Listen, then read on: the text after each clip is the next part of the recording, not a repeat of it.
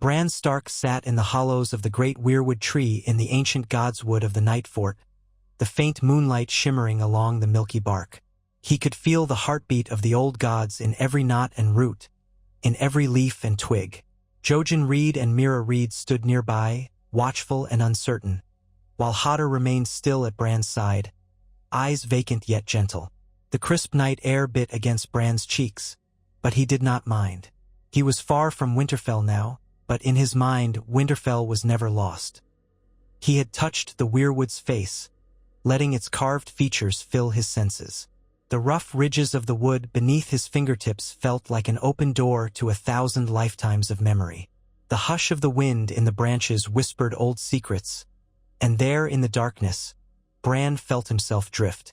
A wave of dizziness settled over him, but he welcomed it. He saw crows circling on the other side of his closed eyelids, their black feathers shining in a colorless sky. He could feel the forest floor sinking away, turning into something older and deeper. He was no longer just Bran. He was a vessel, an observer, a guest in the realm of ghostly knowledge. The old gods were calling, urging him to watch. So he watched. Images flashed before him, fleeting impressions of times that were, times that could be, times that had not yet come to pass. He saw the Red Keep in King's Landing and the shadow of a dragon's skull in an echoing vault. He caught glimpses of the wall, monstrous and unending, a frozen curtain with black shapes perched atop its battlements. The voices of the trees whispered warnings, but Bran could only half hear them, as though a veil had been drawn across his mind. Then, with a sudden jolt, a stark, vivid scene took shape. A wedding hall lit by torches, filled with the roaring merriment of too many armed men. The colors of House Frey draped the walls. Identical faces among Walder Frey's brood milling about with mocking grins. Tables groaned under the weight of bread, salt, roasted meats, and flagons of strong ale. But behind the forced festivities, a chill cut through the air, sharper than any winter wind. Robb Stark, Bran's older brother, king in the north, stood at the high table in somber celebration. Beside him sat Lady Catelyn, her eyes lined with worry even as she tried to hide it. All around them, Stark men feasted, unsuspecting of the betrayal in the air. Suddenly, the music changed to something ominous. There was a shift, like the parting of storm clouds into a swirl of blackness. A crossbow string was drawn. Bran felt his heart tighten. He saw dull glints of metal emerging from cloaks. He saw the hateful smile on Roose Bolton's face, and he heard the shrieks that rang out in that moment. Saw blood on the rushes, saw crossbow bolts tearing into the hearts of northern bannermen. It was the Red Wedding, the darkest betrayal, and it was unfolding in horrifying detail. Bran's mind screamed. In the midst of the vision, he tried to speak, tried to call out to Robb, to his mother, to anyone who could hear him across this intangible gulf. But his body was not truly in that hall. He was somewhere else, anchored to the deep roots of the weirwood. It was only a vision, but the vision was relentless. He saw Catelyn Stark's desperation, saw her nails dig into her own face, saw Robb reel backward, crossbow bolts in his chest, mouth parted in shock. And he heard that terrible music, the Rains of Castamere, echoing through the torchlit hall. The phrase, the Boltons, they were butchers wearing false smiles. Before the vision could conclude in utter darkness, before the last breath left Robb's lungs, the images began to blur. Bran gasped, half in reality, half in the dream. He felt Jojen's hand on his shoulder, urging him to come back, calling his name. But Bran did not want to come back. He needed to see more, needed to see if there was any way, any small thread in the tapestry of fate that could unravel this horror. His mind leapt forward to possibilities. The old gods tugged him along that stream of time where the future and the past swirled in a single torrent. He found himself flitting between shapes. A wolf, a raven, a tree, a boy. Possibilities branched off, each one like a separate corridor in a sprawling labyrinth. And in those corridors he glimpsed a flicker, a way to warn them. He saw himself seated near a small hearth. He heard his own voice speak to a figure cloaked in furs. He sensed a plan forming, intangible but strong. The labyrinth became clearer. He heard Jojen's voice echo, "You must do it. If you do not, all may be lost." Then that voice faded into the darkness, leaving behind only the pounding of Bran's heart. He came back gasping, drenched in sweat despite the cold. Hodder stared at him, uncertain. Mira knelt at his side, and Jojen's eyes, those strange, knowing eyes, seemed both frightened and determined. The night wind whistled through the ancient trees, and the hush of the gods would press down upon them all. "What did you see?" Jojen asked softly. Bran opened his mouth, but for several heartbeats, no sound emerged. He trembled, remembering the bolts, the blood, the final startled look on Robb's face. "I saw Mother. Robb, they're in danger, Jojen. A betrayal in a wedding hall." The phrase, "Walder Frey, something terrible is going to happen. It's going to be soon." Mira exchanged a grave look with her brother. "You said before that you dream of dire wolves howling at a wedding, but we didn't know what it meant." "This wasn't just a dream," Bran said, shuddering. "It's real. It's happening." His eyes burned with tears he could not quite shed. "They'll all die if we don't stop it." Jojen's voice was calm, though laced with something like pity. "Bran, you are far away. Even if you left this moment, could you reach them in time?" Bran bit his lip, thinking of the distance from the night fort to the twins. "No, not by horseback. Not on foot. But maybe there's a way. The old gods showed me. I saw that I could speak to someone. I don't know who, but I was with them. I have to try. I have to warn Robb. I have to change what I saw." Jojen closed his eyes briefly, as if searching for guidance of his own. "Greenseers live in the past, the present, and the future, Bran. But every step to alter fate has a cost. Are you sure? I won't just sit here knowing Robb and my mother are about to be slaughtered," Bran said. "I can't. I won't." Hodder shifted, his big hands fidgeting. "Hodder," he mumbled, as if sensing Bran's distress. Mira placed a hand on the big man's arm, offering comfort. "If you can do this, Bran, if you can truly reach out and change events, you must try." Bran nodded, swallowing. The dream still throbbed in his memory. The pounding music, the stench of betrayal. "I will. I'll need to stay here at the heart tree. Guard me. Don't let anything disturb me." He paused, drawing in a shaky breath. "I don't know how long it will take." And so he pressed himself once more against the trunk of the weirwood, feeling its grooves, letting its rough surface anchor him. He focused, remembering the labyrinth of branches and echoes he had glimpsed, searching for the corridor that led to a single thread of hope. Jojen and Mira stood watch, and Hodder hovered protectively, large and gentle as always. Bran let himself drift again. This time, the swirl of images greeted him like a wild river. He had to fight not to be swept away. He repeated Robb's name in his mind, his mother's name, the idea of the twins. He pictured the place, the great hall with its vaulted ceiling and narrow windows, the crossing of the Green Fork. He saw the dining tables and the high dais. He reached out with his mind, with his spirit, letting the old gods guide him. And then he saw a figure. Grey Wind, Robb's direwolf, pacing restlessly in a courtyard. The wolf seemed agitated, whining at the gates. Sodders in stark livery stood about, some ignoring the direwolf, others eyeing him nervously. Bran could almost smell the damp stone walls and the watery stink of the river beyond. The twins were close. Summoning all his might, Bran stepped toward the direwolf in the vision, attempting to slip into Grey Wind's skin. He had done this before with Summer, but Grey Wind's essence was older, fiercer. For an instant, Grey Wind snarled, resisting the foreign presence. But then he stilled, as though recognizing the stark blood, the shared bond. Bran felt the shift. He was no longer just Bran. He was in Grey Wind, gazing through Wolf's eyes.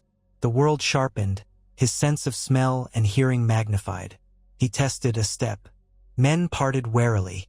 He felt the grass under his paws, the sense of sweat, steel, and fear heavy on the air. In that moment, he had to remember what he'd come for. a chance to warn his brother.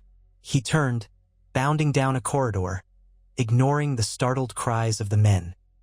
Grey Wind's form carried him through a series of halls, searching by scent. He found it Robb's scent, tinged with the faint memory of Winterfell. With each stride, the sense of time pressed down. The wedding was too close. The trap was nearly sprung. He found Robb outside a small bedchamber, standing near Catelyn. Robb's face was drawn, older than Bran remembered, wearing the weight of a crown and the burden of too many losses. Lady Catelyn's eyes were rimmed with red. They were speaking in hushed tones about House Frey's trustworthiness or lack thereof. Grey Wind burst into their presence. Catelyn jumped, placing a hand over her heart. Robb turned swiftly, his expression shifting from worry to mild surprise. "Grey Wind," he said softly. "What is it, boy? Why are you?" Then Bran pressed forward inside Grey Wind, trying to speak, though he had only a wolf's throat. He growled, pawed at the floor. He felt the frustration of not having a human tongue. Summoning all the skill he possessed, Bran reached deeper, thinking at Robb in the only way he could. "Robb, it's a trap. The Freys mean to kill you. You have to leave. Please, Robb, leave." He repeated the words in his mind, willing them to cross whatever connection existed between a warg and his subject. Robb frowned, kneeling to place a hand on Grey Wind's massive head. "You're anxious," he murmured. "I sense it too." He glanced at his mother. "Mother, we have to keep our eyes open. I can't shake the feeling." "Freys," Catelyn said in a thin voice, "are not known for their honesty, but we have no choice. We need their bridge. We need their men. We don't—" Bran tried to snarl through Grey Wind, but it only emerged as a low growl. He pressed closer, curling his lips, pacing, trying to push them away from the door. Robb reached for Grey Wind's scruff. "Easy, boy." Yet there was a flicker of alarm in Robb's eyes, as if he somehow recognized that this was no ordinary agitation. A link that older brother and younger brother once shared in childhood seemed to hum between them, intangible yet potent. Catelyn's voice was hushed. "Perhaps we should leave. The wedding is an uneasy compromise. Lord Walder was insulted when Robb married Talisa. To him, offering hospitality might be more about retribution than forgiveness." Robb pressed his lips together. "And if we leave without paying our respects, it's an insult of its own. We've come too far. Our men are exhausted. The Freys have us in their power. But still—" Grey Wind let out another insistent growl. Bran forced one word in his mind. "Danger. Danger." Robb paused, seeming to hear something beyond the wolf's growl. He gently ruffled Grey Wind's fur. "Mother, perhaps we should keep the men in their camps. I won't let them all crowd into Frey's hall. Just a small guard. The rest will remain outside, armed and ready. Grey Wind and I will be cautious." "That might help," Catelyn agreed, though she still looked troubled. "We must pray it's enough." Bran's spirit began to tremble with the strain of staying warged into Grey Wind. He could feel the direwolf's confusion at being so thoroughly controlled. The beast wanted to hunt or fight, not stand here pawing the stone floor. If he pushed any harder, he might lose himself. Reluctantly, Bran let go, sending a final surge of warning. Then he was tumbling back through dark corridors of the mind, back into his own body with a gasp. He opened his eyes with a start. Jojen, Mira, and Hodder were watching anxiously. Bran blinked, feeling the chill air of the night fort once more. His head pounded, and his body felt weak, as though he had run a dozen miles. "Bran," Jojen said, gently touching his shoulder. "Did it work?" "I made contact with Grey Wind," Bran whispered, voice faint. "I tried to warn Robb. I don't know if he heard me." He closed his eyes and saw the flicker of emotion in Robb's gaze, a strange, half-knowing concern. "He suspects something, I think. He might not go through with the wedding feast the same way. But is that enough to change what happens?" Jojen looked down. "The thread of fate is tangled.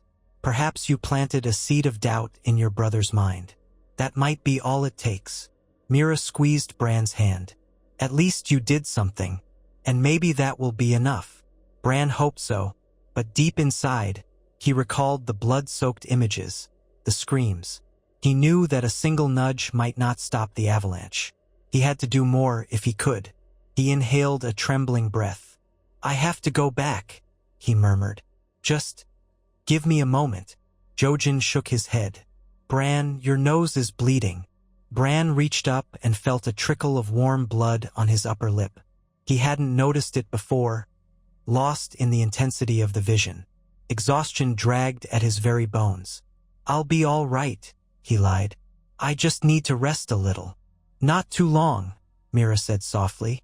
"If what you saw is soon to happen, there may not be much time." Bran nodded, wiping the blood away with the back of his hand. "Hotter," murmured the gentle giant, a note of concern in his voice. "It's all right, Hotter," Bran whispered. "I'll be fine." Jojen lifted a water skin to Bran's lips. Bran sipped and let the cool water steady him. He closed his eyes, trying to gather his energy. "I have to reach someone else," he said at last. "Grey Wind can sense danger, but that might not be enough. If I can just—" There was a glimpse. "I saw that I could speak to a man in furs, but I don't know who he was." "Could it be Howland Reed?" Mira asked, hopeful. "My father." "No, I would recognize your father if I saw him." This man was older, wearing the gray cloak of a Northman.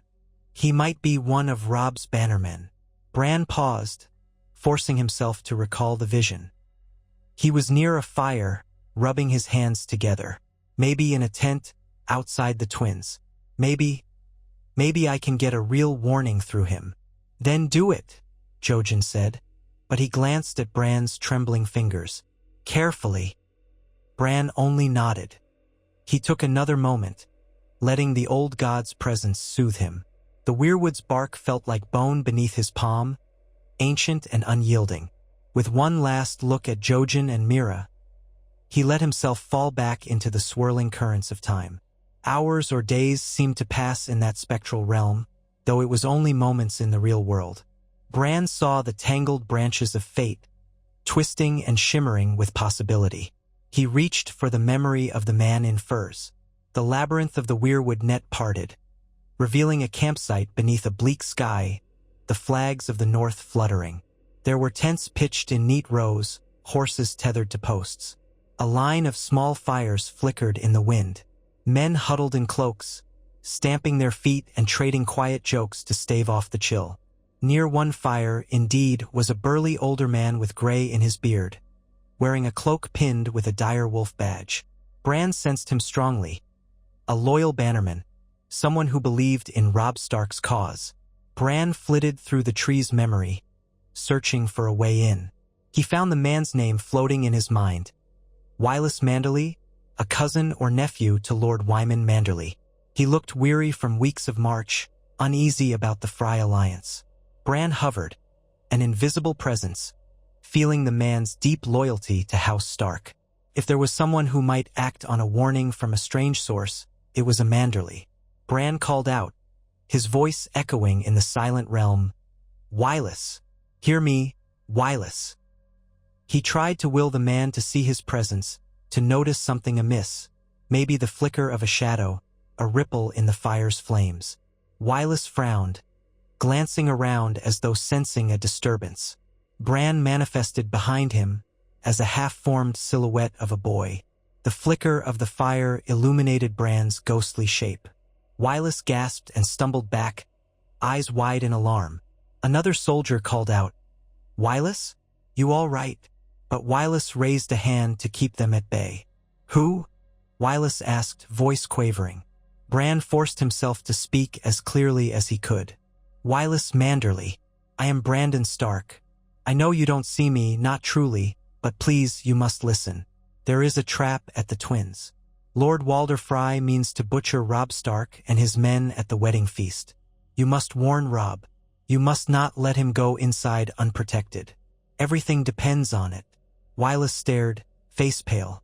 He blinked rapidly, as if trying to decide if he was dreaming. Then, after a fraught moment, he steeled himself.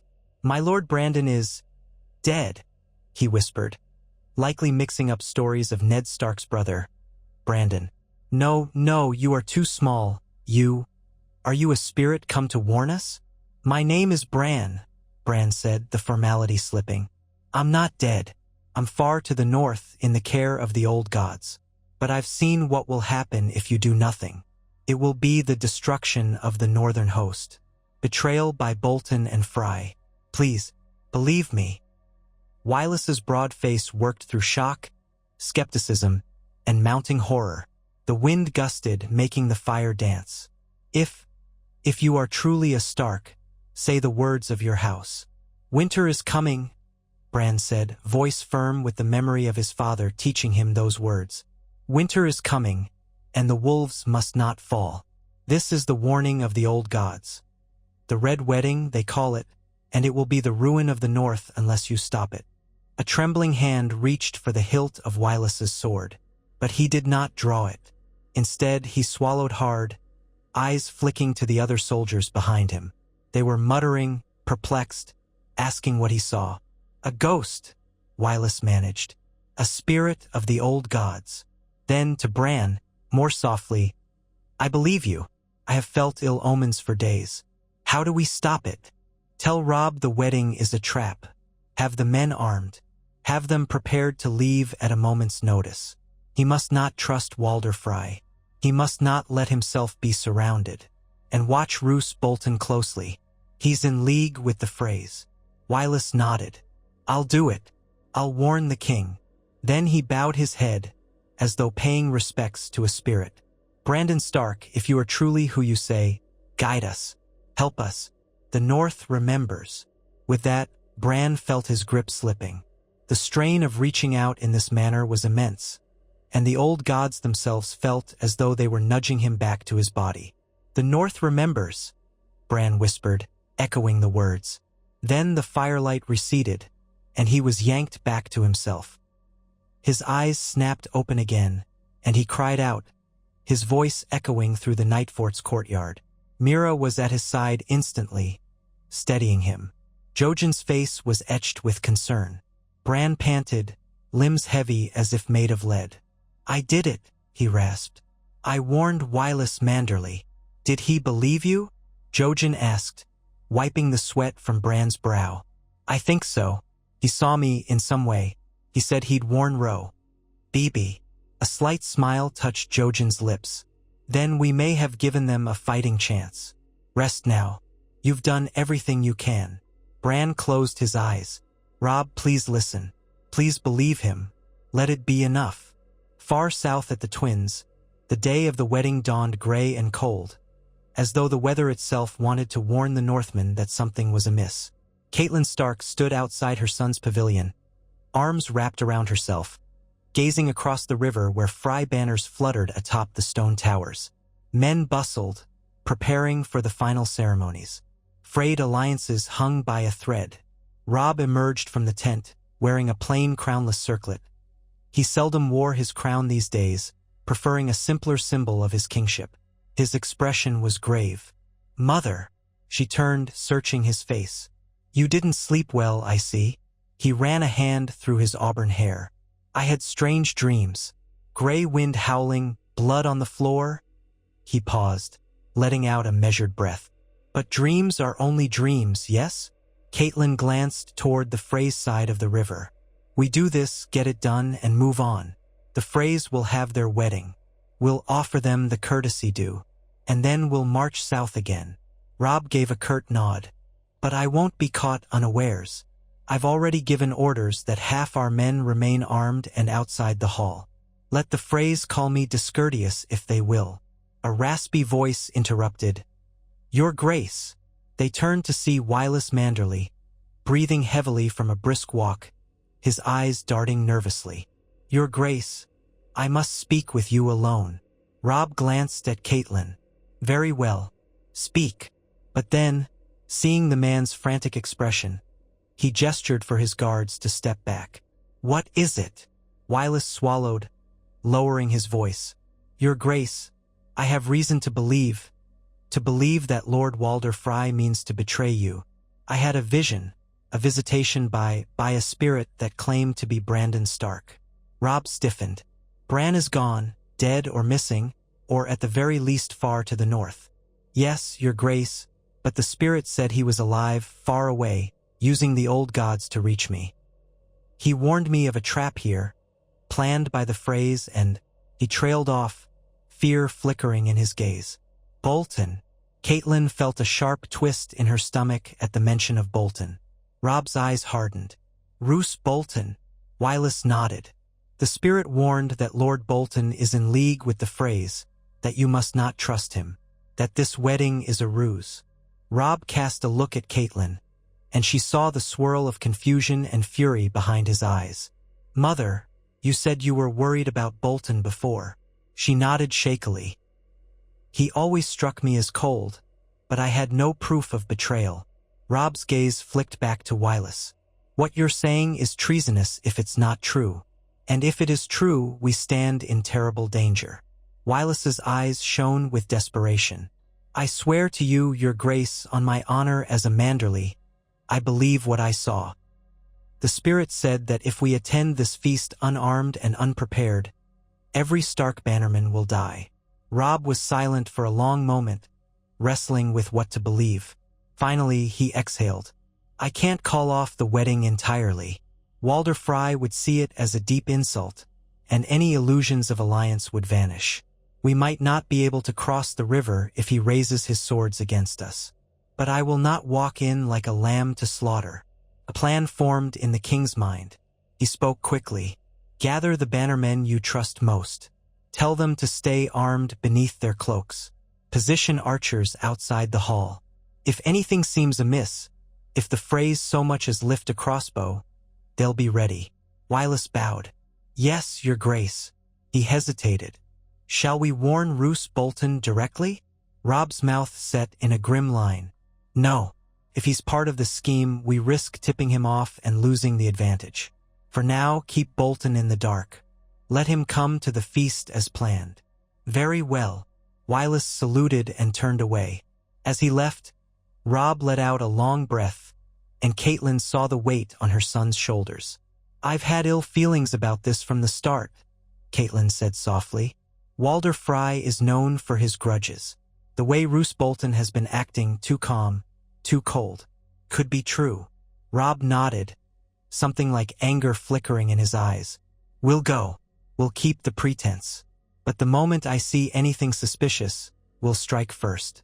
I won't lose more of our kin to treachery. Grey wind padded up, a low growl rumbling in his chest. Robb placed a hand on the direwolf's head, feeling the tension in his muscles. Easy boy, he murmured. But the truth was, Grey Wind's unease only reaffirmed his own.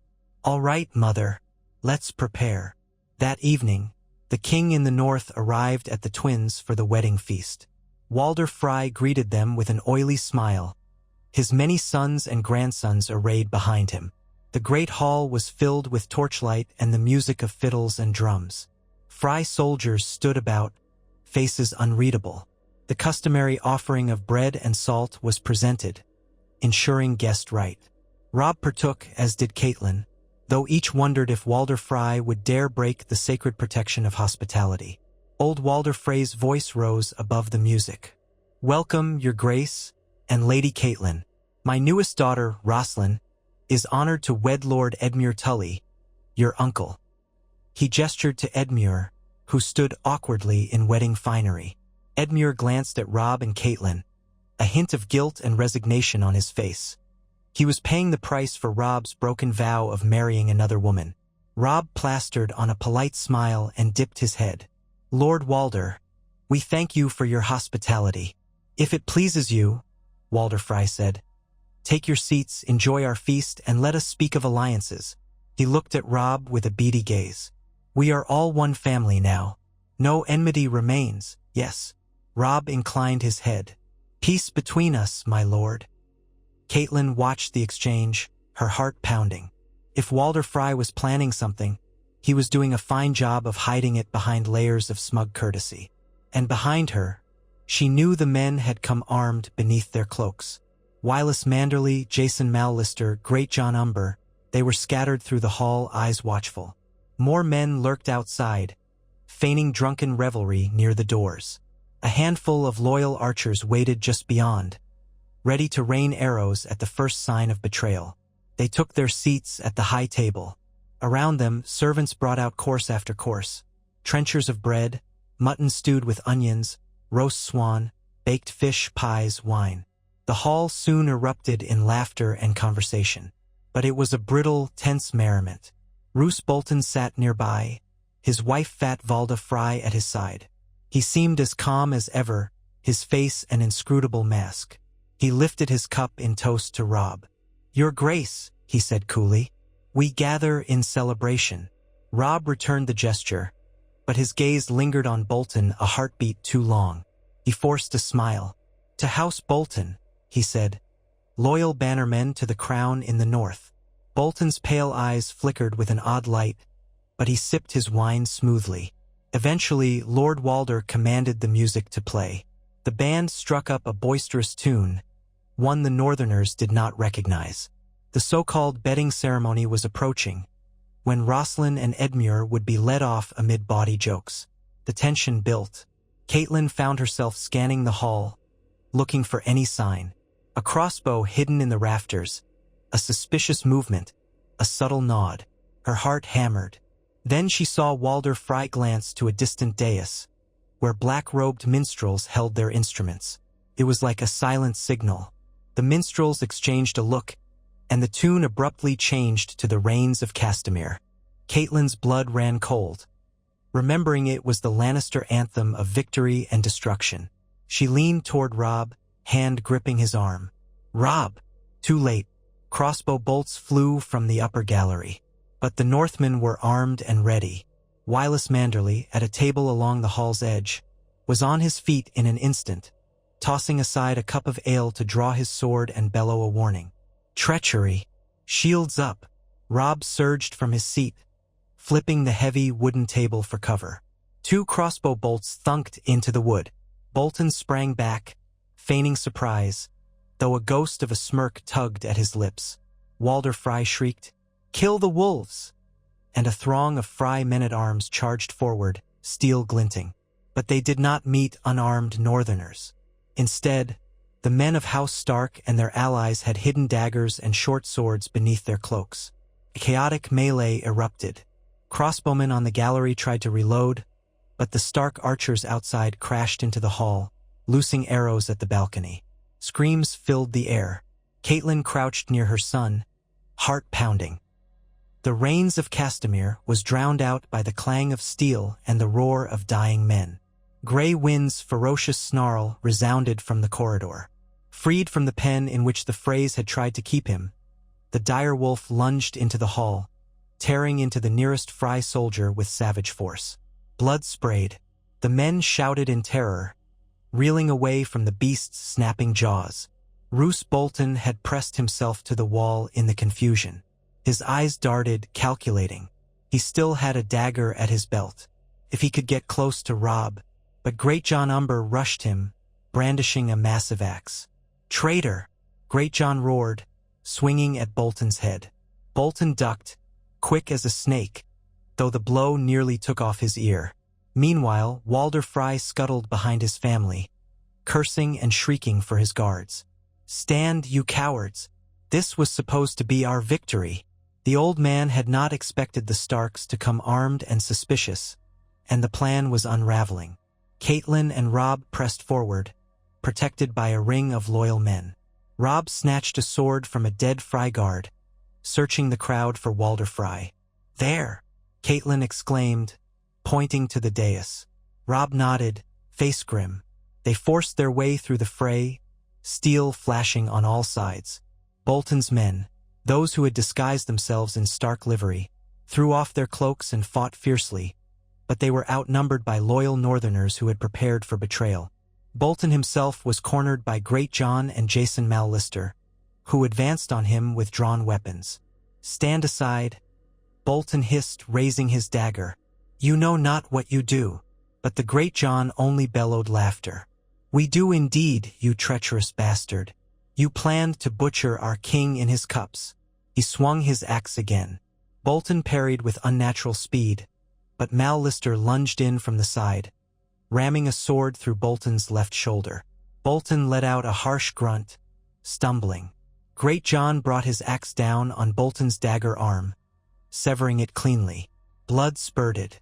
Bolton's cry was cut off as Great John's axe finished the job with a single, savage blow that separated his head from his body. Catelyn half saw it from the corner of her eye, her mind reeling with the speed of it all.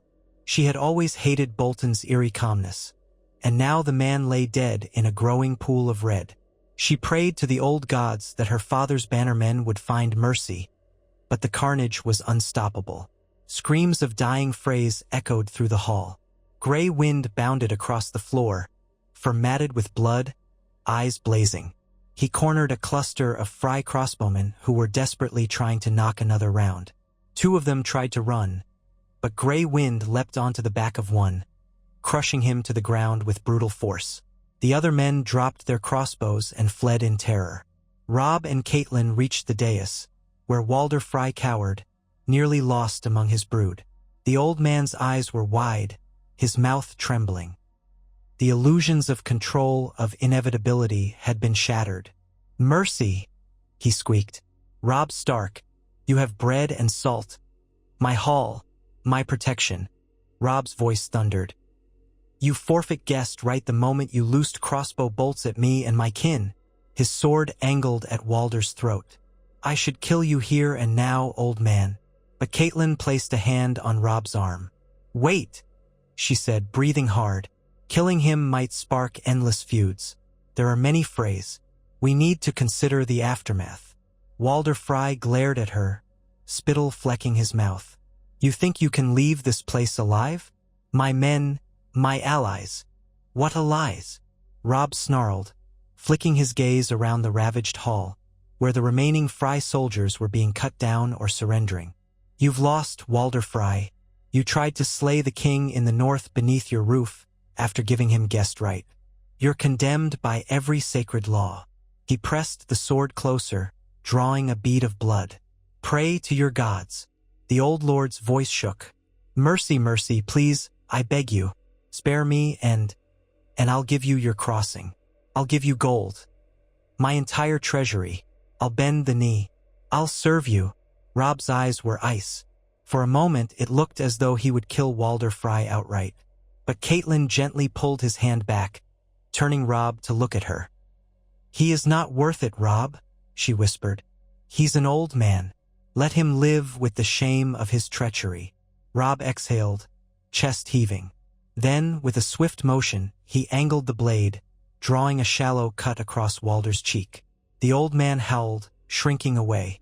"This is the penalty you pay for your crimes today," Robb said, voice quavering with contained fury. "You keep your miserable life for now, but you've lost your honor, your men, and your standing. The Freys will never rise again." Catelyn looked around. The hall was a battlefield of moaning wounded and the dead. The music had stopped. Northern men moved among the carnage, seeking wounded allies, dispatching lingering Frey resistance. Roose Bolton's corpse lay in a crimson puddle, forever still. Terror showed in the eyes of the remaining Freys. Some fell to their knees pleading. Others tried to flee the hall only to be seized by Stark soldiers. The stench of blood and fear hung thick. Amid the chaos, Edmure Tully and Rosalind Frey huddled near the dais, unscathed physically but both wide-eyed with horror. Edmure's voice wavered. "My lord, my king, what do we do now?" Robb forced himself to sheath his sword, wiping sweat from his brow. He felt older than his years in that moment. "We end this madness. Any Frey men still fighting will be subdued. The rest will surrender. Lord Walder will sign over the twins to the crown of the north. And then we will leave this cursed place." Rosalind, tears streaming down her cheeks, glanced at her father. Then she looked pleadingly at Catelyn. "My lady, please. I had no part in this. I swear it on the Seven." Catelyn's expression softened. "I believe you, child." She glanced to Robb. "She's innocent. Edmure's wife." Robb nodded. "No harm will come to Lady Rosalind. We will see to that. Wylis Manderly approached, blood spattered on his cloak, but relief shining in his eyes. Your Grace, we have the situation in hand. Most of the Freys lay down their arms when they saw Bolton die. Others are being hunted down. The crossing is ours. Robb nodded, resting a hand on Wylis's shoulder. You saved us. That warning, he trailed off, remembering the ghostly voice Wylis had mentioned. You said Bran spoke to you? Wylis flushed. Aye, Your Grace. It was as if he was made of pale fire, standing by my campfire in the night. He told me what was planned, told me to have you come armed. Without that, we'd have been slaughtered. He paused, swallowing thickly. I don't understand it fully, my lord, but the old gods watch over the Starks. Robb's face twitched with emotion he seldom showed. They do indeed, he murmured. I wish I knew how to speak to him, to thank him. He glanced at Catelyn, who had tears in her eyes. If Bran lives and did this, he shook his head. It's a blessing. It is, Catelyn whispered. He was always such a brave boy. She closed her eyes briefly, sending a silent prayer of thanks to the old gods. Her child was out there somewhere, alive, strong in ways they had never imagined. Robb straightened, summoning the composure of a king. Gather the men. Tend to the wounded. Once this place is secure, we leave. The North has no place here anymore. Days later, after the gore had been cleaned up, or as much as it could be, the combined Stark and Tully forces departed the twins under heavy guard. Walder Frey, a prisoner in his own keep, was forced to sign a humiliating treaty ceding the crossing rights to House Stark for all time. Many of his kin were killed or taken hostage. Rosalind Frey departed with Edmure Tully, uncertain of her future but spared from her father's doom. The twins were left behind in sullen silence, a monument to Walder Frey's failed treachery. Robb's host traveled north first, to regroup at Moat Cailin, for the war against the Iron Throne was far from over. But for the moment, they carried a renewed sense of unity and determination. Rumors spread through the camp of a ghostly boy who had saved them, of the old gods intervening on behalf of House Stark. Soldiers whispered that the direwolves themselves had guided their swords that night, that the Red Wedding had been turned into Frey's folly. Catelyn rode beside her son, silent for long stretches of the journey, lost in thought. She caught him gazing into the distance often, a pensive line on his brow. She knew he was thinking of Bran, wondering where he was, how he had come to wield such power. She thought of it too, praying each night for her children scattered across the realm. Yet the North had been spared the greatest betrayal that day. Their king was alive, their forces mostly intact, and Roose Bolton, architect of treason, was dead. That alone changed the entire balance of the war. Messenger ravens flew to allies across the North, announcing Bolton's betrayal and downfall. The Dreadfort would face swift retribution. The Karstarks, the Umbers, the Manderlys, all the great northern houses would stand with Robb again, for the blow that might have shattered them had been averted. And all because of a vision from a boy lost in the North, a boy who was more than just a crippled son of Ned Stark. Far beyond the wall's shadow, in the haunted confines of the Night Fort, Bran Stark let out a shuddering breath. Jojen's hand gripped his shoulder. You saw something, Jojen guessed. Bran nodded slowly. He closed his eyes, a tear escaping. They lived, he murmured. Robb is alive. Mother is alive. The traitors, the Boltons, he swallowed. The Red Wedding didn't happen the same way. The Starks were ready. Mira let out a breath of relief, the tension in her posture easing. Oh, Bran, that's wonderful. You did it. You changed the future. Bran felt a jumble of emotions. Yes, relief soared in his chest, but also a heavy sense of the unknown. I changed it, he whispered. But the war goes on. Robb still has enemies, and the Lannisters still hold the Iron Throne. The Freys might still try something. Walder Frey is cunning. Jojen nodded. You've done something extraordinary, Bran, but the ripples of this change will spread far and wide. We can't see all the consequences yet. Bran brushed his tears away, leaning back against the weirwood's trunk. He sensed the ancient tree's quiet approval. It was as if the old gods themselves were murmuring that this was a path untrodden, a new branch in the forest of time. "I'm glad I did it," Bran said. "No matter what happens now, at least Robb and Mother have a chance." Hodder, standing by, gave a soft hodder, as though sharing in the group's relief. Then he stooped to gently lift Bran in his strong arms. Bran did not resist. His body felt limp from all the warging and visions. He rested against Hodder's shoulder. Mira took up her spear, glancing at Jojen. "We should move on soon. The night fort is not a place to linger." Jojen looked at Bran. "Are you strong enough to travel?" "I think so," Bran said wearily. "At least for a while. Maybe we can find a safer shelter. Then we'll keep going north.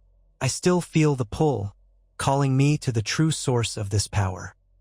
He glanced at the weirwood again, half wondering if the three-eyed crow, whatever it truly was, had helped him change destiny. They made their way through the crumbling courtyard, stepping around moss-covered stones. The day was dim, gray clouds overhead. A chill wind carried the promise of a long winter. But Bran found that, for the first time in what felt like ages, his heart was a little lighter. Robb was alive. The Starks were not undone by the Red Wedding. The North still had a king who could fight for its freedom. And as Bran shut his eyes, he felt a faint echo of Robb's presence, as if his older brother's spirit reached out in gratitude. Across hundreds of leagues, beyond the burdens of war, they were still brothers. They had changed the shape of a nightmarish future, defied the darkness that threatened to consume the North. In that moment, Bran understood something profound. The power of the old gods was vast, and it responded to those who carried the blood of the first men, who opened their hearts to the weirwood's ancient knowledge. Maybe the future was not fixed in stone. Maybe even the darkest tragedies could be averted if one dared to step into the mysterious currents of fate. Word of the thwarted Red Wedding spread swiftly through the Riverlands. Small folk whispered that the Freys had tried to butcher the king in the north during a wedding feast, and the king had turned the tables, catching them unawares. Some rumored that Stark men never intended to suspect Walder Frey, that the old gods themselves had intervened, turning their men into unstoppable warriors at the final moment. Others told the story of a direwolf spirit prowling the halls. The truth changed shape with each retelling, as stories do. The Lannisters in King's Landing received an urgent raven from the twins, describing the disastrous outcome. Lord Tywin Lannister read it silently in his chambers, a deep scowl darkening his features. The heart of the message was clear. The Northerners yet lived. Their king was unscathed, and Bolton's betrayal was foiled. Walder Frey was effectively crippled. Tywin crushed the parchment in his fist, fury swirling behind his cold eyes. The perfect trap he had orchestrated through Frey and Bolton was undone. Now the war would drag on. The cost to House Lannister would be immeasurable.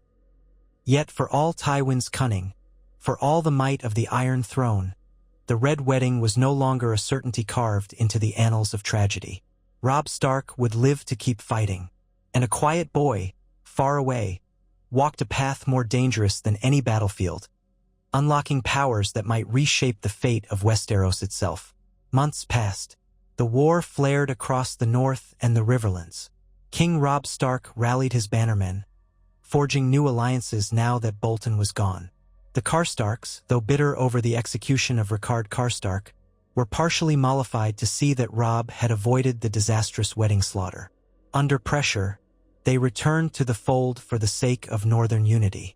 The Umbers, outraged by Bolton's treachery, doubled their efforts to defend the north from any further infiltration by Lannister or Frey forces. At the Dreadfort, loyalists to the Boltons were quickly overwhelmed, and the castle was seized by a joint force of Manderly and Umber troops. The Riverlords, too, found renewed spirit. Without the mortal blow that the Red Wedding would have dealt, houses like the Tullis, Mallisters, and Blackwoods stood firm. Lord Walder Frey's power was broken, so the route through the Twins was once again open to the Starks and Tullis.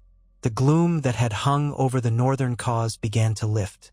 King Robb Stark might yet lead them to victory, or at least a negotiated peace that did not demand the extinction of House Stark.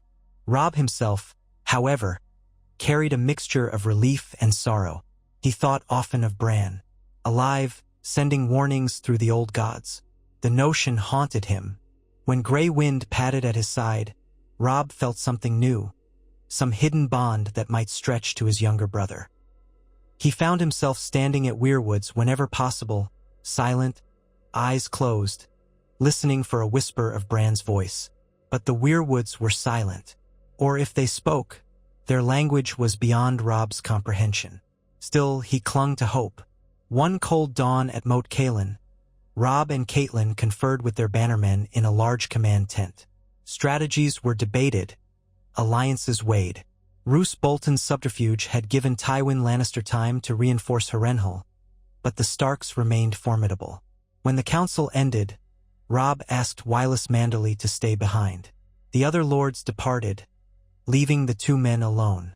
"Wylis," Robb said gently, "I want you to tell me again everything you remember of Bran's visitation." Wylis hesitated, rubbing his beard. "It was like a dream at first. The fire flickered, and I thought the shadows were playing tricks. Then I saw the shape of a boy, small, with the look of a Stark about him. He said his name was Brandon Stark, and that he was far to the north, bound to the old gods. He warned of the Red Wedding, told me that Bolton was part of it. If not for that warning, we'd all be dead, I'm sure." Robb nodded, a flicker of sadness crossing his face. "Bran was always special, different from the rest of us. I just never knew how much." He took a deep breath. "Thank you, Wylis, for heeding him, for believing." Wylis inclined his head. He had the manner of a true Stark. For all he was like a ghost. Robb placed a hand on Wylis's shoulder. "If the gods are good, we'll see him again. When this war is over, I will search high and low for him." High in the far north, under the endless sky, Bran Stark sat in the cave of the Three-Eyed Crow. The child of the forest who guided him, Leaf, as she was called, knelt nearby, stirring a small glowing fire that required no wood. Jojen Reed was seated beside Bran, face pale but resolute. Mira stood watch at the cave's mouth, while Hodder dozed, resting against the cold stone wall. Bran had come a long way from the Night Fort, crossing dangerous territory beyond the wall, guided by the reeds and a sense of destiny he could not name. They had braved wights in the snow and the watchful eyes of giants. Now, in this secret cave, roots of weirwood trees hung like a massive white curtain, weaving through stone. In the darkest recess, the ancient green seer, called the Three-Eyed Crow by some, lay fused with the roots, an old, withered man who spoke in riddles. He had welcomed Bran with a raspy whisper. "I have been watching you, you who have changed the course of blood and betrayal. The old gods gave you this gift, child, and you have used it well." Bran still did not fully understand the nature of his power. He only knew that he had saved his family from a massacre, that his visions allowed him glimpses of the past, present, and possible futures. Now, as he sat, Leaf's voice was soft in the echoing cavern. "You see now how every action ripples across time," she murmured. "The thread you changed has spared thousands of lives. But war continues. Fate is woven anew." Bran brushed his hands against the cool earth. "I only wanted to help my brother," he said. "He's all the family I have left, besides Rickon, wherever he is, and Sansa and Arya. If I can save them, too, I must try." The Three-Eyed Crow stirred, opening milky eyes. "In time you will see all. But power has limits, child. You must learn to harness the Weirwood's memory without drowning in it. You must not think you can fix every wrong by reaching through time. Some events are as unyielding as stone." Bran lowered his gaze, thinking of how easily he might have failed. "I know, but I had to try. And you succeeded," Jojen said. "Robb Stark still stands, a king in the north. That is no small victory." Leaf's luminescent eyes studied Bran. "Will you remain here to learn? Or will you try again to meddle in the affairs of men?" Bran hesitated. Part of him longed to run south, to see Robb, to embrace his mother, to let them know he was alive and well. But a deeper instinct whispered that his path lay in mastering these visions, learning from the three-eyed crow. Perhaps only then could he truly protect his family and the realm. "I'll stay," Bran said quietly, "but I want to keep watch on them. I want to see if they need me again." The ancient green seer inclined his head, a slow, creaking movement. "You will learn to watch. You will learn to speak through the trees, to see with the raven's eyes, to call upon the beasts of the wood. But you must accept that not every tragedy can be undone. Not every war can be prevented." Bran nodded, though his heart fluttered with conflicting emotions. "I understand." "Good," the old man croaked. "Then close your eyes. Breathe with the roots that bind us. Let the faces of the weirwoods guide you once more." Bran obeyed, leaning back, letting his eyelids drift shut. The gentle crackle of Leaf's fire soothed him, and he slipped into the green realm, the tapestry of memories and visions that the old gods held. And there, amid swirling lights and flickering shadows, he found glimpses of the war again. He saw Robb leading his men, bearing the Stark banner high. He saw Walder Frey brooding in a dark chamber, a scab of dried blood on his cheek. He saw Tywin Lannister conferring with his war council, face like carved granite. He saw the wall looming and cold, the Night's Watch spread thin. Then, fleetingly, he saw Arya, wandering a war-torn land under a false name, and Sansa, captive in King's Landing, forced to wear fine gowns like a bird in a cage. Bran's heart clenched with longing to help them, to whisper warnings and guidance as he had done at the twins. But the three-eyed crow's voice echoed in his mind. "Patience. There is power in knowledge, but only if used sparingly and with wisdom." Bran felt the old greenseer's gentle push, urging him deeper into the dream, showing him how to look without meddling, how to learn without rash interference. Still, Bran took comfort in the fact that once, at least, he had averted the darkest of fates. The Red Wedding's bloody legacy no longer loomed over his house. The North still had hope, and Robb was not yet a ghost in a realm of broken oaths. For that, Bran was grateful. Back in the war-torn South, as more time passed, the tide of conflict shifted yet again. The Lannisters remained powerful, but their victory was no longer guaranteed. Stannis Baratheon, alive and claiming to be the rightful king, maneuvered from Dragonstone, seeking alliances. The Tyrells still held immense wealth and manpower. The Greyjoys ravaged the western coast. Amid all this chaos, the North remained a fearsome presence under Robb Stark's command. From Riverrun to the Neck, from the Neck to the Frostfangs, men spoke of that fateful wedding that was meant to be read but instead had turned on the phrase. They whispered the name Bran the Oracle, as some had begun calling him, though most still knew nothing of him beyond rumor. Some insisted it was only Robb's cunning. Others claimed that the spirit of Ned Stark had intervened. Yet the common folk of the North took heart, believing the old gods protected their own. Robb led a renewed campaign, forging alliances with lords from the Vale, some of whom began to question their loyalty to the Lannisters. He penned letters to the Iron Islands, hoping to secure the release of his sister if she was still a prisoner. Each day, he faced the burdens of kingship with a solemn determination. When the nights grew long and quiet, though, he knelt at the small godswood in whatever castle or camp he occupied, letting the cold wind rustle the leaves around him. He prayed silently to the old gods, to his father's memory, to the brother he thought lost. If Bran was indeed out there, if he was watching, Robb prayed for guidance.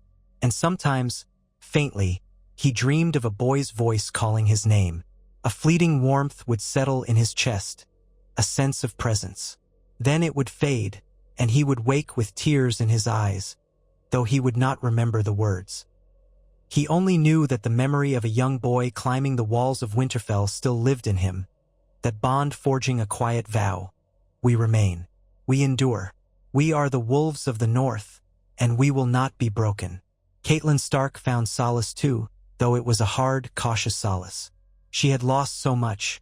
Her husband, her father, 2 of her children vanished. But at least Robb was alive.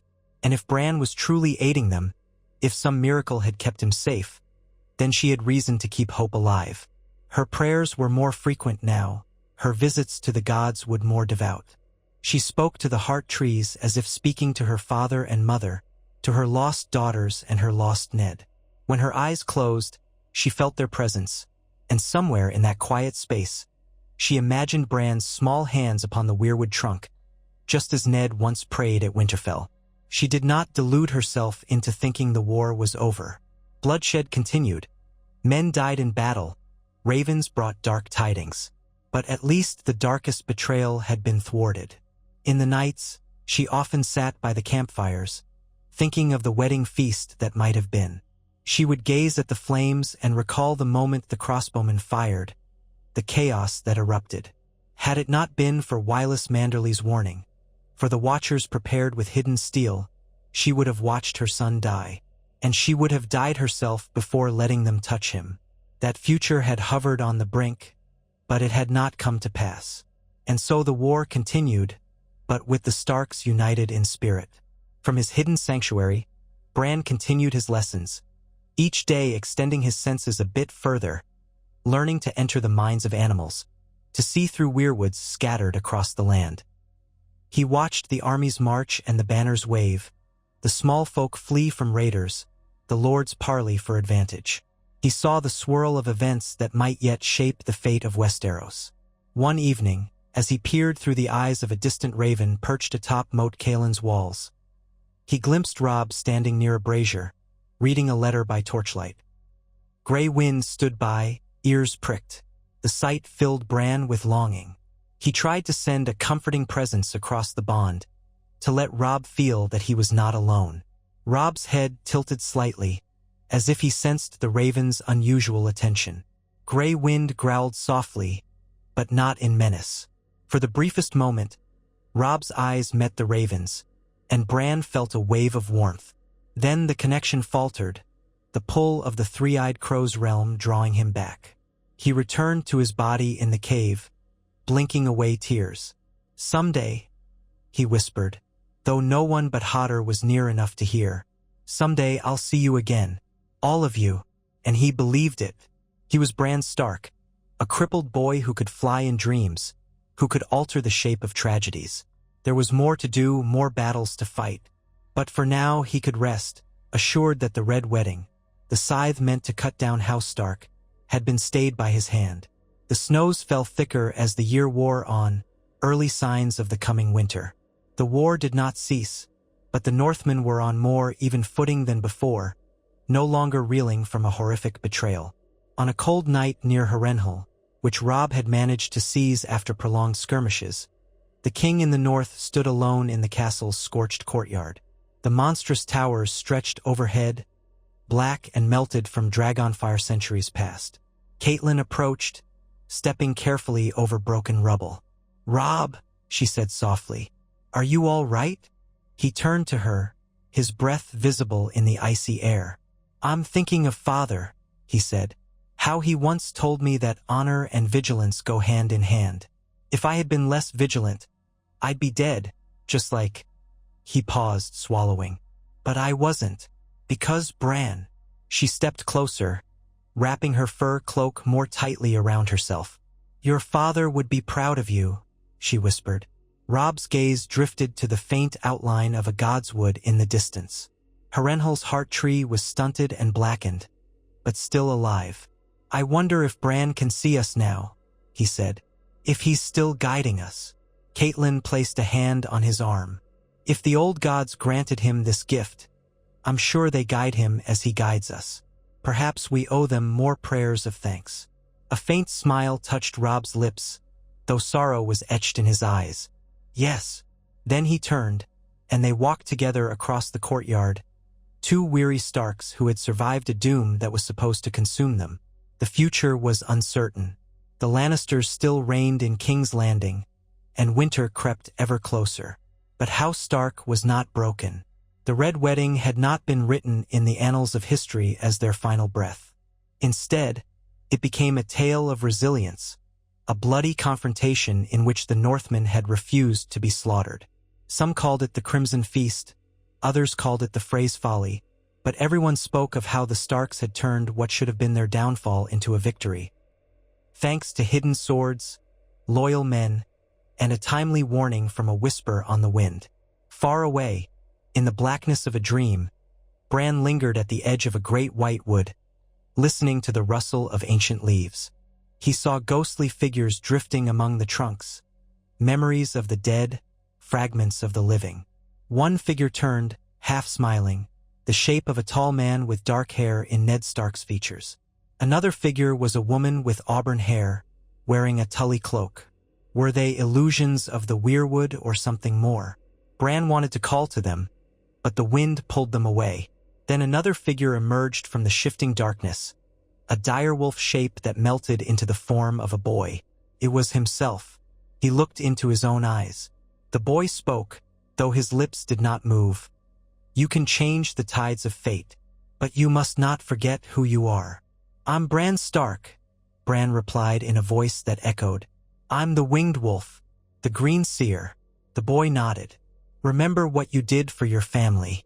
Someday they may do the same for you. Someday, the wolves will come together again." The wind picked up, howling. The leaves shuddered, and in an instant, the forest dissolved into swirling light. Bran drifted upward, feeling a sense of peace. He thought of Robb, of Catelyn, of how they escaped that dreadful night, how the future now branched off into new possibilities. He prayed that one day, when the war was done, the pack would be reunited, that the words of House Stark would ring true. Winter is coming, but so is spring eventually, and where there is family, there is hope. Slowly, he opened his eyes back in the dimly lit cave. The three-eyed crow, or what remained of him in that old man, whispered from a distance. "Rest now, child. The night is long, but the dawn will come." Bran let his eyelids fall, letting the hum of the old gods soothe him. The memory of the red wedding that was not to be flickered through his mind. Blood had been shed, but not the blood of House Stark. Our banners still flew, their wolves still howled in the night, and in that fact lay the seed of a new future, one that Bran Stark had helped forge with the strength of his visions and the bond of a family that would not abandon each other, no matter how far apart fate scattered them. Outside, snow drifted over the northern mountains, covering the silent trees in a soft, white blanket. Somewhere below the ground, in a cavern of living roots, a boy dreamed. And across the wide expanse of Westeros, the Starks marched on, unbroken, guided by the promise that they need not succumb to the cruelty of the Red Wedding. A single choice had changed everything. And so the story continued, with hope glimmering like a faint star in the winter sky. House Stark endured. House Stark remembered. And the spirit of Bran Stark, guarded by the old gods, stood watch over them all, ensuring that in the darkest hour, the pack would never truly be lost. Robb Stark stood atop Harrenhal's outer wall, staring out at the scorched ruins of the castle's far-flung towers. The setting sun bathed everything in hues of red and gold, and the wind that swept through the yard felt keen as a knife's edge. Harrenhal's blackened stone seemed to brood under that dying daylight, the once proud fortress warped and melted by ancient dragon flame. It reminded Robb of how quickly the mighty could be laid low. Below, in the courtyard, Stark bannermen moved about with purpose. Men bearing the direwolf sigil on their surcoats, Tully men in red and blue, a few riverlords who had joined Robb on his march south. The clang of hammer on anvil rang out from a makeshift forge as they worked to refurbish battered weapons. A line of horses stood near the stables, flecked with sweat and dust, as though even they were exhausted by the unending war. He could still scarcely believe that only a few moons ago, he and his mother had narrowly escaped what all the ravens had called the Red Wedding. Walder Frey's treachery, together with Roose Bolton's treason, had almost brought House Stark to ruin. But a vision, a warning, had spared them. Now Robb could only feel gratitude and awe for his younger brother Bran, who somehow had intervened from afar. In quiet moments, Robb would stand at the Godswood, close his eyes, and wonder what sort of power Bran wielded. For if the old gods had truly used the boy as an instrument, it meant that unseen forces stirred mightily in the north. Catelyn Stark came up the steps behind him. He heard her footfalls and recognized her even before she spoke. She moved with that sure, measured pace she'd always had, despite the sorrow and strain she carried. She'd lost so much. Her husband, her father, and 2 daughters gone missing. But her eyes were still bright and clear, her resolve unbroken. "Robb," she said softly, stepping up beside him. She wrapped her cloak more tightly around her shoulders. "We have word from the west, word from Riverrun and from the Vale." He turned to look at her, something like hope touching his tired features. "Good news, I hope." She held out a parchment. "A raven arrived from the Eyrie. Lady Lisa writes that she remains neutral, but there's more. She says Peter Baelish, Lord Peter, as he calls himself now, travels the realm in the name of King Joffrey, forging alliances. He seeks to tie the Vale to the Iron Throne more tightly. Lisa does not mention siding with us at all, but—" She trailed off, lips pursed. "It's better than an outright refusal. She's stalling." Robb took the parchment and scanned it briefly. The wind tugged at its edges, rattling the crisp paper. "So the Vale is not as open to me as I'd hoped." He sighed. "Still, it's not a firm rejection. I suppose that's something. If the Vale remains neutral, at least they aren't marching against me." A wry note crept into Catelyn's voice. "We'll take what small mercies we can, though I do worry. The Vale's isolation means we can't rely on them. And as for Riverrun," she offered another parchment. "Uncle Brynden writes that Riverrun stands firm, though they remain harassed by forces loyal to the Lannisters. Tywin has a larger garrison at Harrenhal in mind, but he cannot simply march in here now that we hold it. We've at least deprived him of that stronghold." Robb glanced back at the great courtyard of Harrenhal, its immensity even half-ruined. "He wants it, that much is certain. From here you can strike in any direction in the Riverlands. But Harrenhal is a cursed place for all who try to keep it." "Yes," Catelyn said, voice tinged with unease. "Yet cursed or not, it's ours for the moment, and its position is powerful. If we can hold Harrenhal against a Lannister assault, we can keep the heart of the Riverlands from falling." Robb nodded. The notion of fortress walls didn't comfort him as much as it should have. He'd grown up at Winterfell, a place of stone that felt warm, alive with stark history.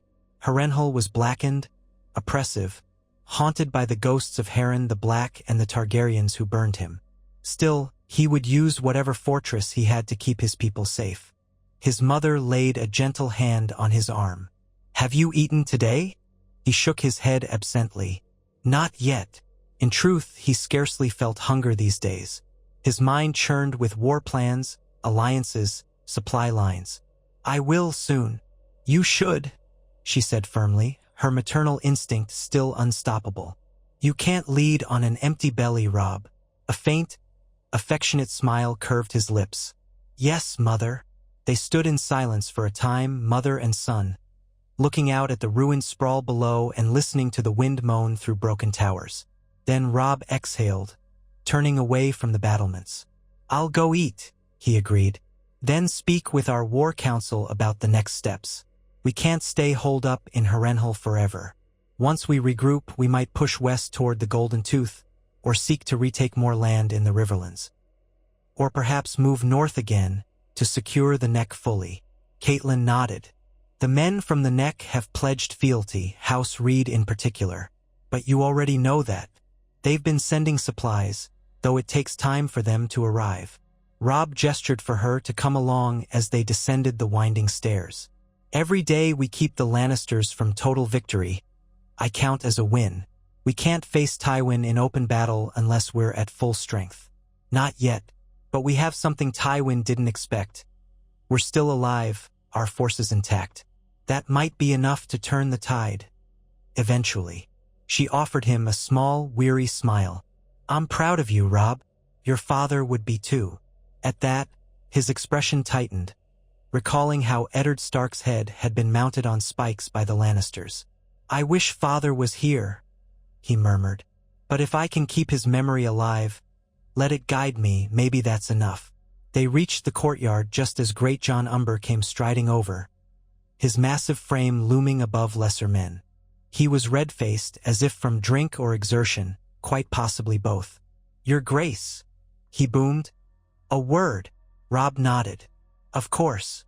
The Great John bowed his head slightly toward Catelyn, who excused herself, heading off to see if there was news from the outlying scouts. Once she was gone, the Great John wasted no time. The men are chafing, Your Grace. We've been holding Harrenhal for weeks, licking our wounds. Some say we should march on the Freys again. Throw the old traitor in chains, burn his cursed bridges. Robb's jaw tightened. Walder Frey was indeed in a poor position. Most of his men had died or been captured when the wedding betrayal had turned on him. But House Frey was large, with many branches. Their fortress remained structurally intact, though the crossing belonged to the Starks. I've half a mind to do so, Robb admitted. But we already have Walder Frey locked down. The twins are effectively ours. Another assault would be a waste of men. I'd rather not hamper our force in a vendetta when the real threat is Tywin or the Iron Throne. We also mustn't forget the Ironborn. The Great John spat on the ground. Aye, those Reavers. They still hold Moat Cailin? Robb grimaced. Not Moat Cailin anymore. My uncle Brynden retook it with Manderly men. But the Ironborn have been raiding up and down the western shores. They've put Tallheart lands to the torch. Winterfell, of course, was sacked by Theon Greyjoy, though there's rumor the Boltons, or what was left of them, left it half-ruined. With Roose gone, who knows if his bastard is skulking about up there? The Greyjohn's eyes narrowed. If that bastard of Bolton remains, we should see him ended. The whole brood of them. We will, Robb said. But first, we must end the Lannisters' hold on the throne, or at least force them to negotiate. He looked down, scuffing the cobblestones with one boot. In truth, the men must be restless. I'm restless, but we cannot push forward blindly. The Great John inhaled deeply, trying to calm his zeal. As you say, Your Grace. Still, your loyal lords stand ready to fight. Say the word, and we'll ride, be it to the west, the north, or even the Gates of King's Landing itself. Robb placed a hand on the Great John's broad shoulder. I'm grateful, and I'll have need of you soon, that I promise. For now, see that the men remain vigilant. Tywin could attempt to retake Harrenhal at any moment. The Great John nodded, though Robb could see the burning desire for battle in the man's eyes. Very well, I'll see to the watch. He marched off, leaving Robb feeling the weight of the crown on his head, even though he wasn't wearing it. Before, he'd been the young wolf, unstoppable in the field. But war was not simply about winning battles. It was about maintaining alliances, feeding an army, maneuvering on the grand board. He was learning, painfully, that winning 1 or 2 victories did not guarantee triumph in the end. At a slow pace, he crossed the yard, returning the occasional salute from passing soldiers. His own tent was set up in the lee of Harrenhal's main keep. He preferred that to the castle's ominous halls. The moment he lifted the flap and stepped inside, he found Grey Wind waiting, ears pricked. The great direwolf rose and padded over, pressing his muzzle into Robb's side. Robb ruffled the wolf's fur. There you are, boy. He could never quite look at Grey Wind the same since that fateful night. Grey Wind had been the one who sensed the Freys' trap, growling and pacing outside the wedding hall. If not for that warning and Bran's intervention, the Red Wedding might have spelled doom for them all. You saved me, Robb murmured, stroking Grey Wind's shaggy neck. If only I knew how to speak to you, the way Bran seems to do in his dreams. Grey Wind let out a low chuff, as if acknowledging Robb's words. The bond between them was strong, though not nearly so profound as the one between Bran and Summer, or between Bran and any wolf he touched in dreams. Thinking of it made Robb's heart ache. Where was Bran now, truly? Somewhere beyond the wall, if the rumors were to be believed, tapping into powers no one fully understood.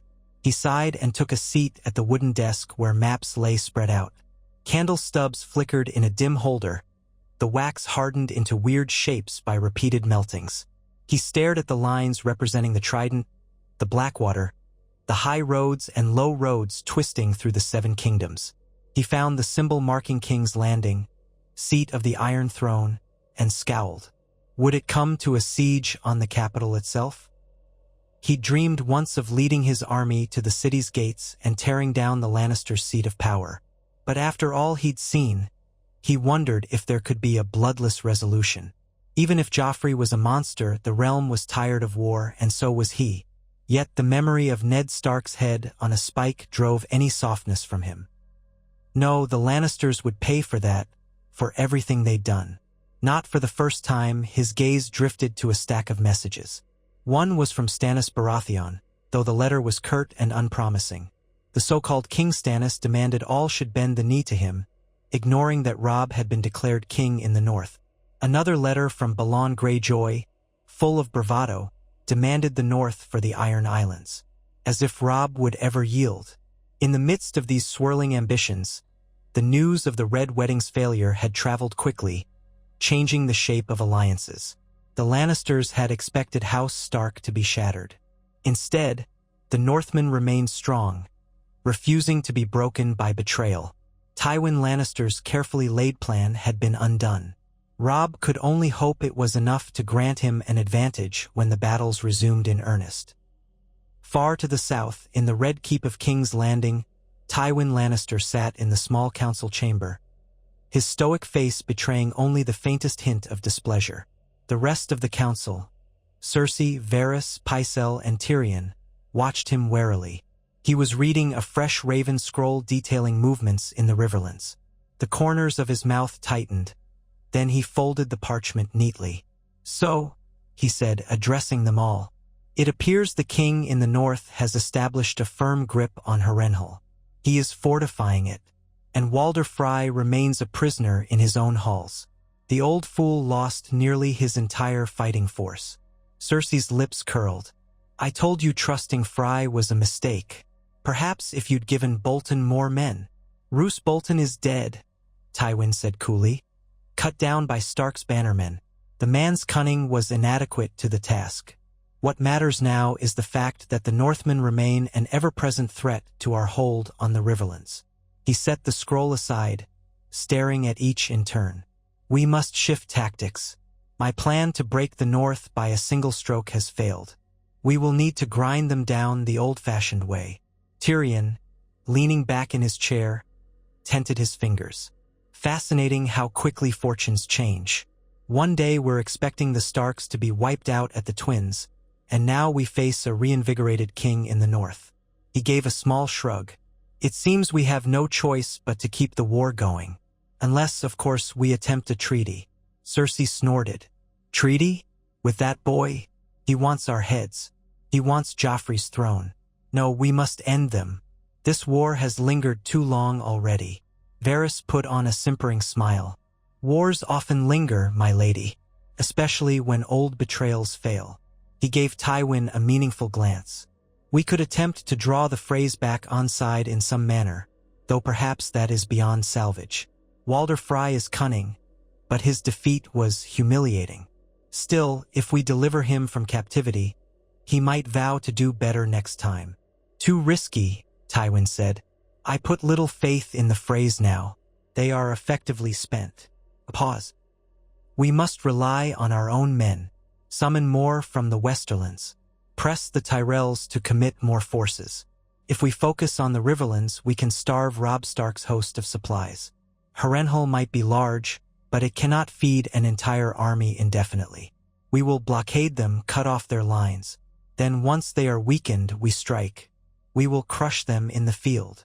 Pycelle coughed into his sleeve. "My lord, a direct confrontation with the Stark boy might be wise. The men grow confident under your leadership, and they say the young wolf's luck has turned." Tywin's golden brows twitched. That luck should have ended at the Twins. Instead, some trick of fate saved him. We cannot underestimate him again. Tyrion's mismatched eyes flickered with interest. Trick of fate. Some say the old gods themselves intervened. There's talk in the streets of King's Landing that the Starks are protected by ancient powers, that the direwolves move at their command. Cersei rolled her eyes. "Superstitious nonsense." "Perhaps," Tywin said, though his tone was reserved. "Regardless, the boy lives. Let us ensure he does not live long. We will begin by cutting off his supply routes. Then we will see about confronting him on our terms." He stood, signaling the meeting was done. The others rose, though Tyrion lingered a moment, glancing at his father with a thoughtful expression. Tywin ignored him, sweeping out of the chamber, his polished boots echoing on the stone floors. The war had changed shape, but he was determined the outcome would not. The days shortened as autumn deepened, cold rains slanting across the riverlands, turning roads into quagmires. Harrenhal's black walls loomed under overcast skies. Within, Robb convened a war council in the largest intact hall. The space was cramped, furnished with rough-hewn tables and benches for his lords and captains. Torches sputtered in iron sconces, sending smoke curling toward the high, dark ceiling. Robb sat at the head of the table, Lady Catelyn beside him. Around them were men whose loyalty had been proven at the Twins. Wylis Manderly, Greatjon Umber, Jason Mallister, Edmure Tully, and others. Even Edmure's new wife, Rosalind Frye, had joined them, though she remained quiet and subdued, a living reminder of the night that should have seen them all dead. Maps were spread before them, corners held down by daggers and tankards. They had marks for each known Lannister force. One near the Blackwater Rush, another rumored to be assembling near the Gold Road. Tywin's main host, by the best guess, had gathered near the Western Hills, though the line of supply wasn't entirely clear. "We have multiple tasks at once," Robb said, letting his gaze travel around the table. "We need to break the Lannister hold on the Riverlands, secure our lines from Moat Cailin all the way down the neck, and keep watch for any betrayal from Lesser Freys or other turncloaks who might side with Tywin. Our resources are stretched thin." Jason Mallister nodded, his graying hair falling across a lined brow. "My men are still securing Seaguard. The Ironborn might raid again, though it's grown quieter of late. That's one front we can keep contained." Edmure Tully folded his arms. "But the Lannisters pose the greatest danger. Since Tywin can't rely on Walder Frey or the Boltons now, he'll want to isolate us. You can see it here." He pointed to the map. "They're massing near the Tumblestone, looking to cut off Riverrun from resupply. We need a decisive plan to break them." Greatjon Umber grinned, hefting a sword at his side. "Then we ride out and meet them. Tywin can't be in more than one place at once. If we smash his main host, the rest will fold." Rosalind Frye spoke up unexpectedly, her soft voice quavering. "Forgive me, my lords, but if you leave Harrenhal to chase Tywin, won't you risk him circling back around? What if he seizes the castle once you depart? We've seen the Lannisters do that before." An uncomfortable silence followed. Rosalind rarely spoke in councils, but her question resonated. Harrenhal was a key stronghold. If they lost it, the war's momentum could shift again. Robb let out a slow breath. "A valid point. We'll need to leave a strong garrison behind. But we can't win this war by sitting behind walls. Tywin will starve us out eventually.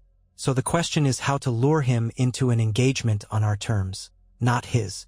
Catelyn, ever prudent, tapped a finger on the table. "If we appear to weaken Harrenhal, Tywin might make a push to recapture it. We could prepare a trap. But that's dangerous, it invites a siege. And if we fail, we lose Harrenhal." A thoughtful hush descended.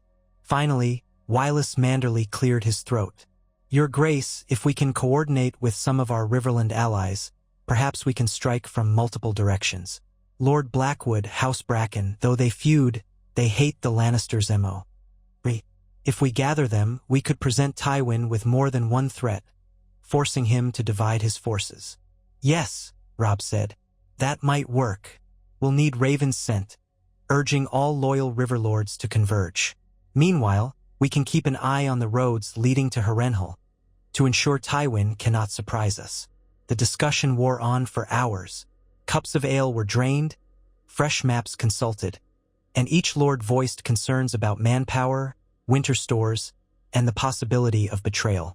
All the while, the haunting hush of Harrenhal seemed to press down on them, reminding them that the castle had seen countless schemes and tragedies.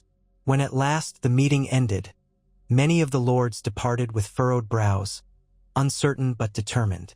Robb lingered, leaning over the map, a candle casting shadows across the parchment. His mother came up behind him, laying a hand on his shoulder. "You're doing well," she said softly. Your father faced similar dilemmas during Robert's rebellion, balancing caution with boldness. He said it was like walking a wire above a chasm. He snorted a quiet laugh. I wish I had his wisdom. You have your own, and it will suffice. She paused, lips thinning. You should rest, Robb. You won't do your men any good exhausted. She was right, he knew. But how could he sleep when the realm teetered on the brink? When Sansa was still a hostage in King's Landing, and Arya's fate unknown. Yet the memory of how close they had come to utter destruction at the Twins kept him mindful that every day alive was a gift. If they hadn't been armed, if Wylis Manderly hadn't believed in Bran's warning, if the Bolton men had seized the moment, Robb could so easily have ended like so many other Stark tragedies. I'll rest, he promised at last. That same night, near midnight, Robb lay in a bed that had been brought into one of the smaller towers. Gray wind curled at the base of the bed, occasionally twitching in sleep. A single candle burned on a nearby table, its light flickering against cold, damp stones. Sleep came slowly, the swirl of worries pulling at his mind. When he finally drifted off, he dreamed of Winterfell. In the dream, he stood beneath the heart tree in the Godswood, the red leaves rustling overhead. Snow drifted gently, blanketing the ground in white. He saw faint footprints leading away, little footprints. Bran's footprints, he realized. He followed them, calling, Bran? Bran! The footprints led toward the crypts, where the old kings of winter lay. Robb found the door ajar, an echoing gloom beyond. He stepped inside, the hairs on his neck rising at the hush. Torches flickered in brackets on the walls, illuminating the faces of stone kings and lords. Far down the passage, he saw a faint silhouette, a small boy in a fur cloak. Bran, he called softly, voice echoing. The figure turned, but Robb could not see his face. He rushed forward. Bran! A sudden whoosh of wind extinguished the torches, plunging the crypt into darkness. Robb stumbled, disoriented, calling his brother's name. Then, just as panic set in, he felt a hand on his shoulder, small, insistent. A boy's voice whispered, I'm here. Light flared again, revealing not the crypt but a swirl of silver mist. The form of a boy took shape. Bran. His eyes were distant, as if he gazed on things Robb could not perceive. You're not safe, the Dream Bran said, voice wavering. The war changes. Tywin hunts you. Another hunts you. Beware the shape in the snow. Robb's heart thudded. Bran, where are you? Let me help you. I'm beyond help, Bran said, or the vision of him said, with a sad smile. I walk in the old god's realm, but I watch over you, Robb. Remember, a storm is coming from the north, greater than any war of kings. Then the boy's form shimmered, dissolving into ravens that flapped away in a rush of black wings. Robb gasped, reaching out. Bran! He woke abruptly in his Harrenhal tower, heart hammering, sweat chilling his skin. Gray wind stirred, lifting his head with a low, questioning growl. Robb rubbed his face, trying to shake off the dream's intensity. It felt more real than any dream he'd had in months. The lines between fancy and prophecy he could not say. But he knew one thing. If Bran truly walked in the old god's realm, perhaps the warning was real. Tywin was not his only enemy. Another hunts you, the dream had said. Wearily, he tried to calm his racing pulse, stroking Gray Wind's fur. Go back to sleep, he murmured to the wolf. Just a dream, but in his gut he feared it was something more. North of the wall, the wind howled across an endless expanse of snow and ice. The ancient forest of tall pines gave way to bleak tundra and scattered rocky outcrops. Hidden within a cavern network deep beneath the roots of a great weirwood, Bran Stark sat cross-legged, eyes closed, leaning back against a mossy stone wall. Here, far from the battles of men, his mind roamed in the swirling currents of the green site. Leaf, the child of the forest, knelt a few steps away, her large, luminous eyes watchful. Jojen Reed hovered on the other side, his face drawn and pale, haunted by his own visions. Mira stood guard near the cave's mouth, spear in hand, eyes flicking outside. Hodder loomed at the back, big hands folded anxiously. Bran was deep in the dream, seeing the shape of the world through the eyes of ravens, following the lines of weirwood roots that threaded across the land. He glimpsed images from afar, the swirl of conflict in the riverlands, the glint of armor near a black castle on the wall, the swirl of white flakes drifting down. Yet it was not as simple as opening one's eyes. It was akin to diving into the deepest ocean, guided by the ancient presence of the three-eyed crow. In the echo of the dream, he saw Robb at Harrenhal, the battered fortress overshadowed by curses. He sensed Robb's worry, the heaviness of command. Bran felt a surge of warmth, pride. He reached out gently, letting the green dreams brush his brother's mind.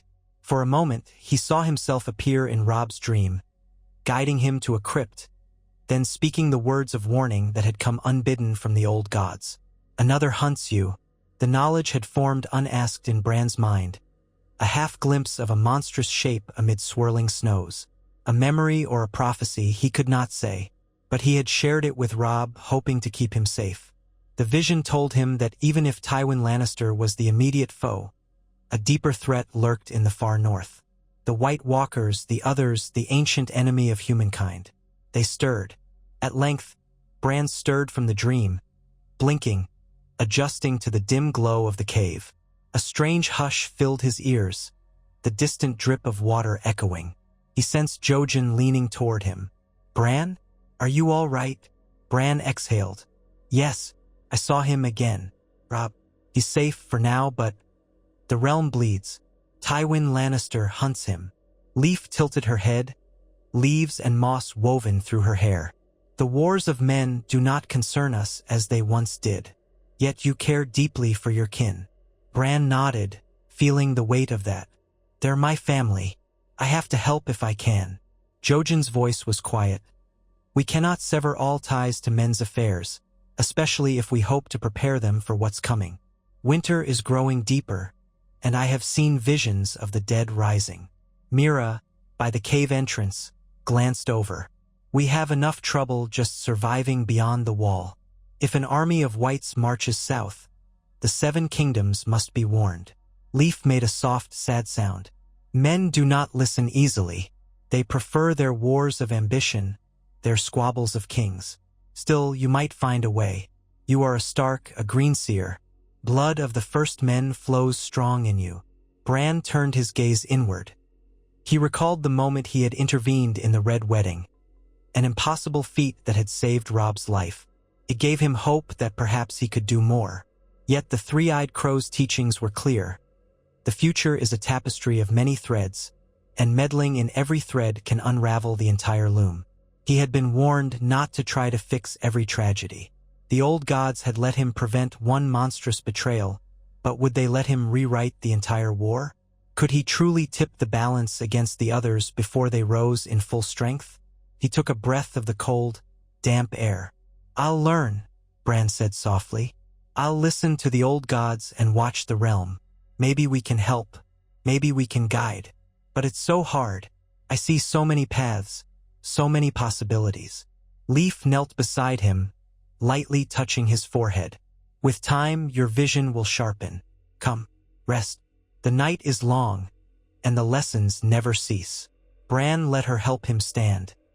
He leaned on her slight form, and Jojen came to support him on the other side. Hodder followed, mumbling Hodder gently. They guided Bran through a short tunnel to a small alcove where a glowing moss provided a faint greenish light. He sank down onto a pallet of furs. His body was still that of a boy, unresponsive from the waist down, but his mind could soar. Often, it left him dizzy with wonder and dread. Mira approached, her expression guarded. "You spoke of a new threat to Robb. Did you mean Tywin Lannister?" Bran closed his eyes. "Tywin is the threat in the south. But my dream said, another hunts you. I think it's more than Lannisters. I think there's something else. I'm not sure if it's north or south, but it's real." Mira nodded thoughtfully. "We'll watch for signs. We still have friends in the neck. They might hear rumors." Bran thought of the Reed's home in the swamps, how his father had always trusted Howland Reed. He was the only one who had remained unwaveringly loyal. "Yes," Bran said. "Maybe your father can help if a threat crosses the neck." Jojen gave him a sad smile, as if he, too, wrestled with knowledge of what might come. "Try to sleep, Bran," he murmured. "Dreamless, if you can." That was a small comfort. Sleep came swiftly, but the dreams, whether from the old gods or his own heart, never ceased altogether. Some days later, in Harrenhal, the rains hammered the rooftops. Robb and his gathered bannermen prepared to march out. They were dividing their forces. A significant group would remain at Harrenhal under Jason Mallister's command, while Robb himself led a host toward Riverrun to relieve pressure from any Lannister forays. Another contingent would head north to secure the roads near the Twins, ensuring Walder Frey's men, those who remained, could not cause mischief. As men saddled horses in the muddy courtyard, Catelyn and Robb shared a final moment of conversation beneath an overhang where the rain dripped steadily. She had insisted on riding with him to Riverrun, her home after all, but he'd begged her to remain behind at Harrenhal or see to the Twins. She refused. She was a Tully as well as a Stark. She had business in Riverrun. "All right," he relented. "But stay close to the main guard. I can't lose you, Mother." She gave a faint smile. "Nor I you." Nearby, Edmure was checking on Roslyn, fussing over her mount's saddlebags. Since their wedding night that had nearly ended in bloodshed, Edmure had tried to be gentle to her, as though making amends for the terrors she endured. Roslyn was grateful but haunted, clearly frightened by the memory of Frey treachery. Yet the two of them seemed bound together by adversity. Great John Umber clapped men on the shoulders, laughing through the drizzle. Wylis Manderly oversaw the final packing of wagons, foodstuffs, arms, tarps to protect from the elements. Men formed ranks, grim-faced, determined. Robb mounted his warhorse, patting Grey Wind's flank where the dire wolf prowled beside him. Even in the rain, the wolf's hackles were up, as if he sensed tension.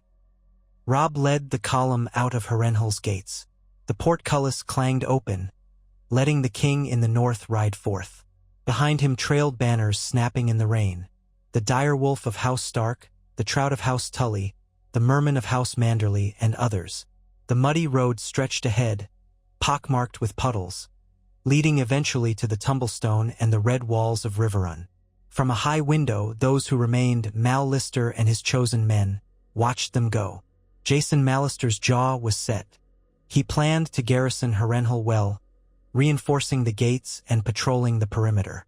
If Tywin came, he'd find the Black Fortress guarded with northern steel. Robb's host moved steadily through the drenched countryside. The farmland was sodden. The fields churned into muck, scattered crows hopping in search of wormy morsels. Now and then, they passed villages half-burned from earlier raids. The people who lived there eyed the passing army warily, some stepping out to wave uncertainly, hoping for Stark protection. Robb's men did what they could, sharing spare bread or salted fish, patching up battered fences.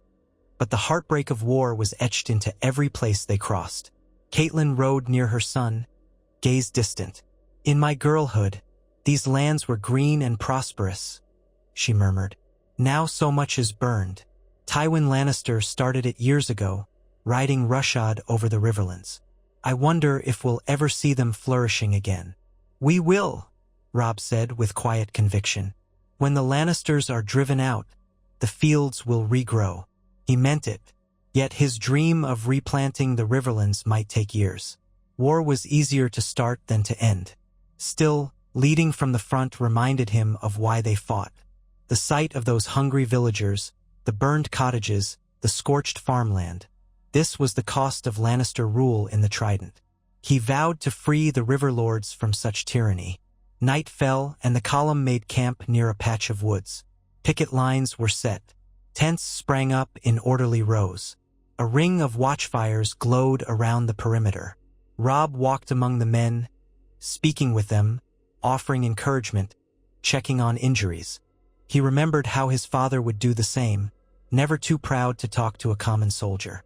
That night, as the rain slackened, Catelyn found Robb sitting beside a fire, chewing on a strip of salted pork. She took a seat across from him, letting the warmth dry her damp cloak. "Any news from our scouts?" she asked. He nodded. They found Lannister outriders to the west, small groups, likely Tywin's men. They pulled back before our scouts could engage. So Tywin knows we're on the move. Then he'll be preparing something. Robb poked the fire with a stick. Sparks flew, drifting upward in the darkness. "We'll be ready." A tense hush settled, broken only by the crackle of flames and the distant murmur of men. Then Robb said quietly, "Mother, if we push Tywin out of the Riverlands, what next? King's Landing?" She wrapped her arms around herself as if chilled. "Maybe, or perhaps we'll force them to the negotiating table. The realm is weary of war. The Greyjoys raid the coasts. Stannis threatens from Dragonstone. The Tyrells bide their time. The Lannisters can't fight everyone forever." He nodded but said nothing. They both knew how stubborn Tywin could be. The man had orchestrated the Red Wedding's betrayal. He cared little for sacred vows if it meant achieving victory. Eventually, Robb yawned and tossed the fire's stick aside. "I'll get some rest. We ride early." Catelyn smiled gently. "Yes, sleep well, my son." Robb rose, gray wind at his side, and disappeared into his tent. Catelyn watched him go, feeling the pang that came whenever she saw how the burdens of war had aged him. He was still so young, yet he carried the hopes of the North on his shoulders.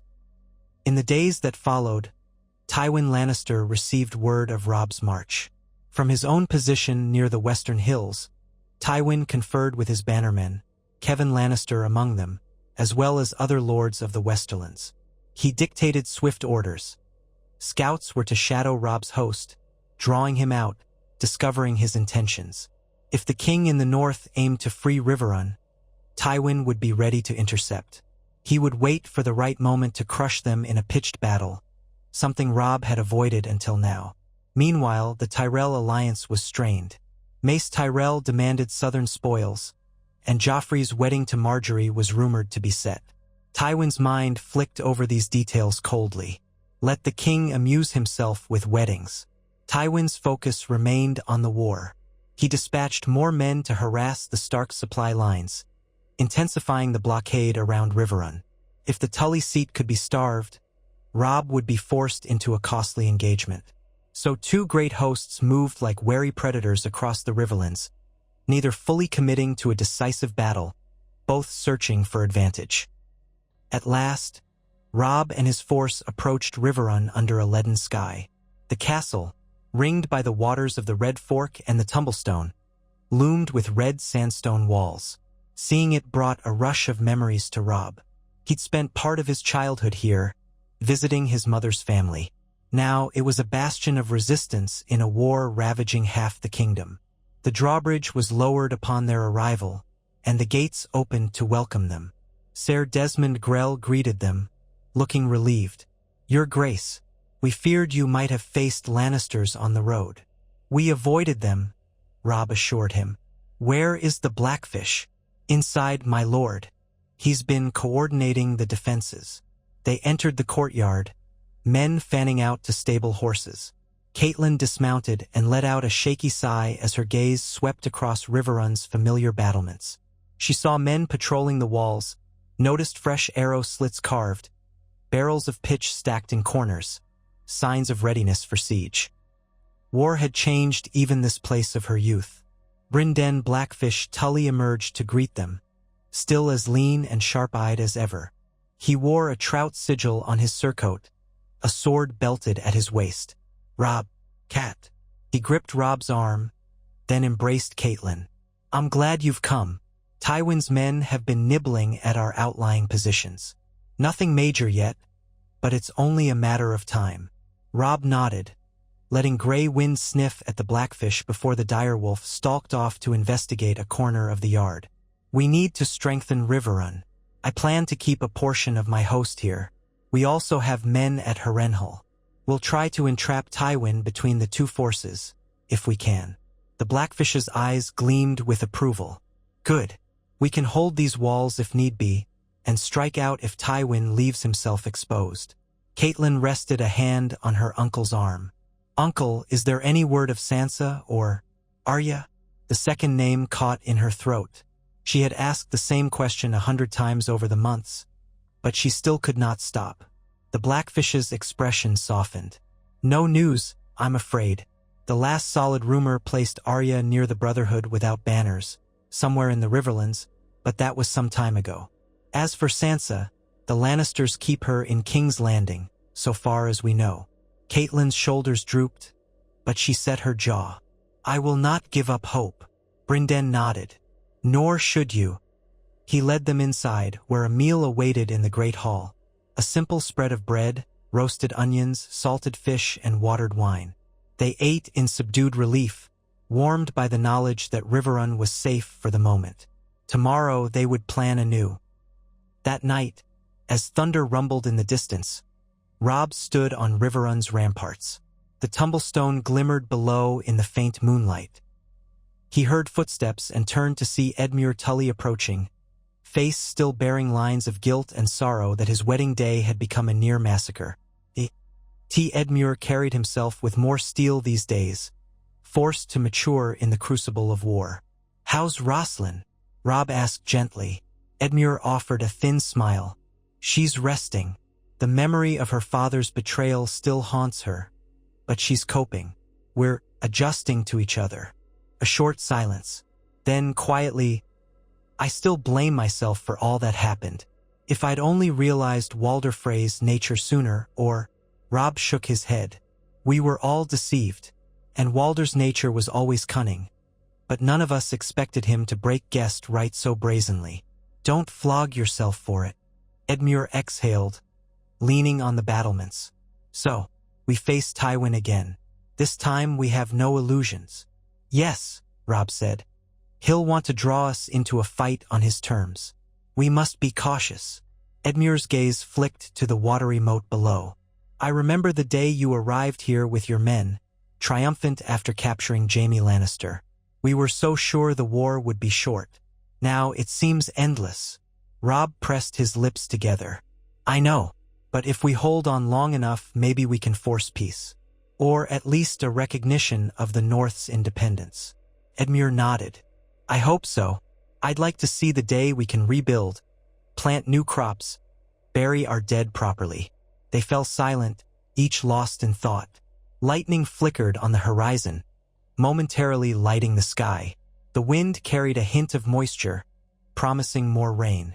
A shadow seemed to pass across the moon, giving the night an ominous cast. Robb felt a prickle of unease, remembering his dream of Bran's warning. "Another hunts you." Was it the Lannisters? Some other foe? The Ironborn? Or something far more sinister creeping down from the north? He rubbed the back of his neck, feeling the tension there.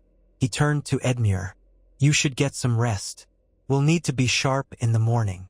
Edmure nodded. "You too, Robb."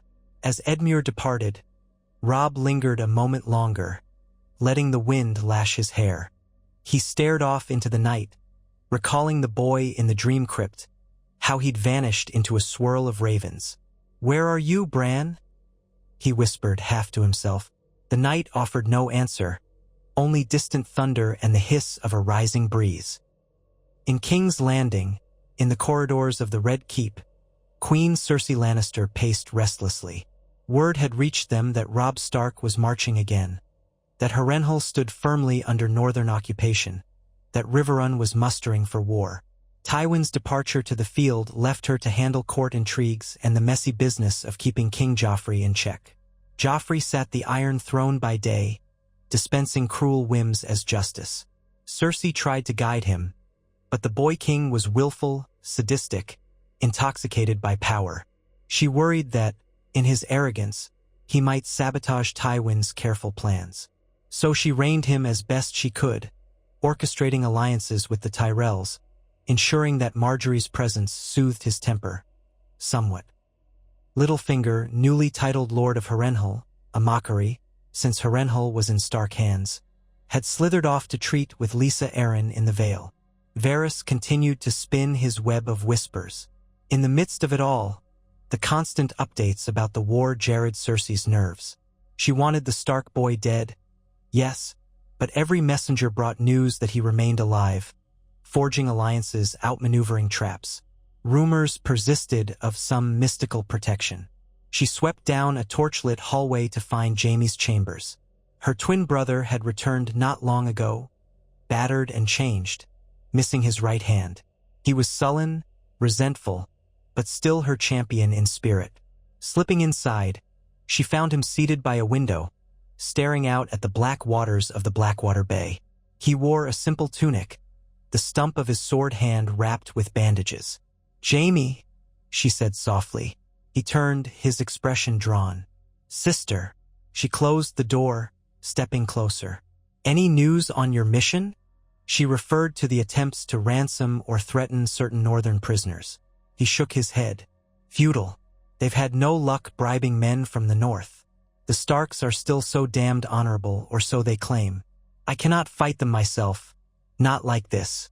He flexed the fingers of his remaining hand, frustration etched across his handsome features. "The war goes on. Father's out there. He'll do what must be done." Cersei laid a palm on his shoulder. She longed for the days when Jaime was the Kingslayer in full, unstoppable in battle, Ned Stark's equal. Now, half-crippled, he was no longer Tywin's unstoppable sword. "Don't fret," she said, though her tone lacked conviction.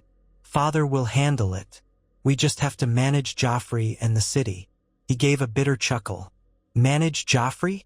Good luck. The brat's half-mad with power. Better to keep him placated. The wedding to Marjorie Tyrell draws near. We have to keep the Tyrells on our side, no matter what. Without them, Father has fewer men to call upon. If we lose them, the Starks might actually triumph." Jaime grimaced. "I can't believe we're even discussing that possibility. The North in open rebellion." He trailed off, frustration plain. "If the Freys and Boltons had done their job, this would all be over. Our father's scheme was sure of success. But it failed," Cersei snapped. "And now we must adapt. That's all there is." A tension-laden silence stretched between them. Outside, the city bustled with nighttime activity.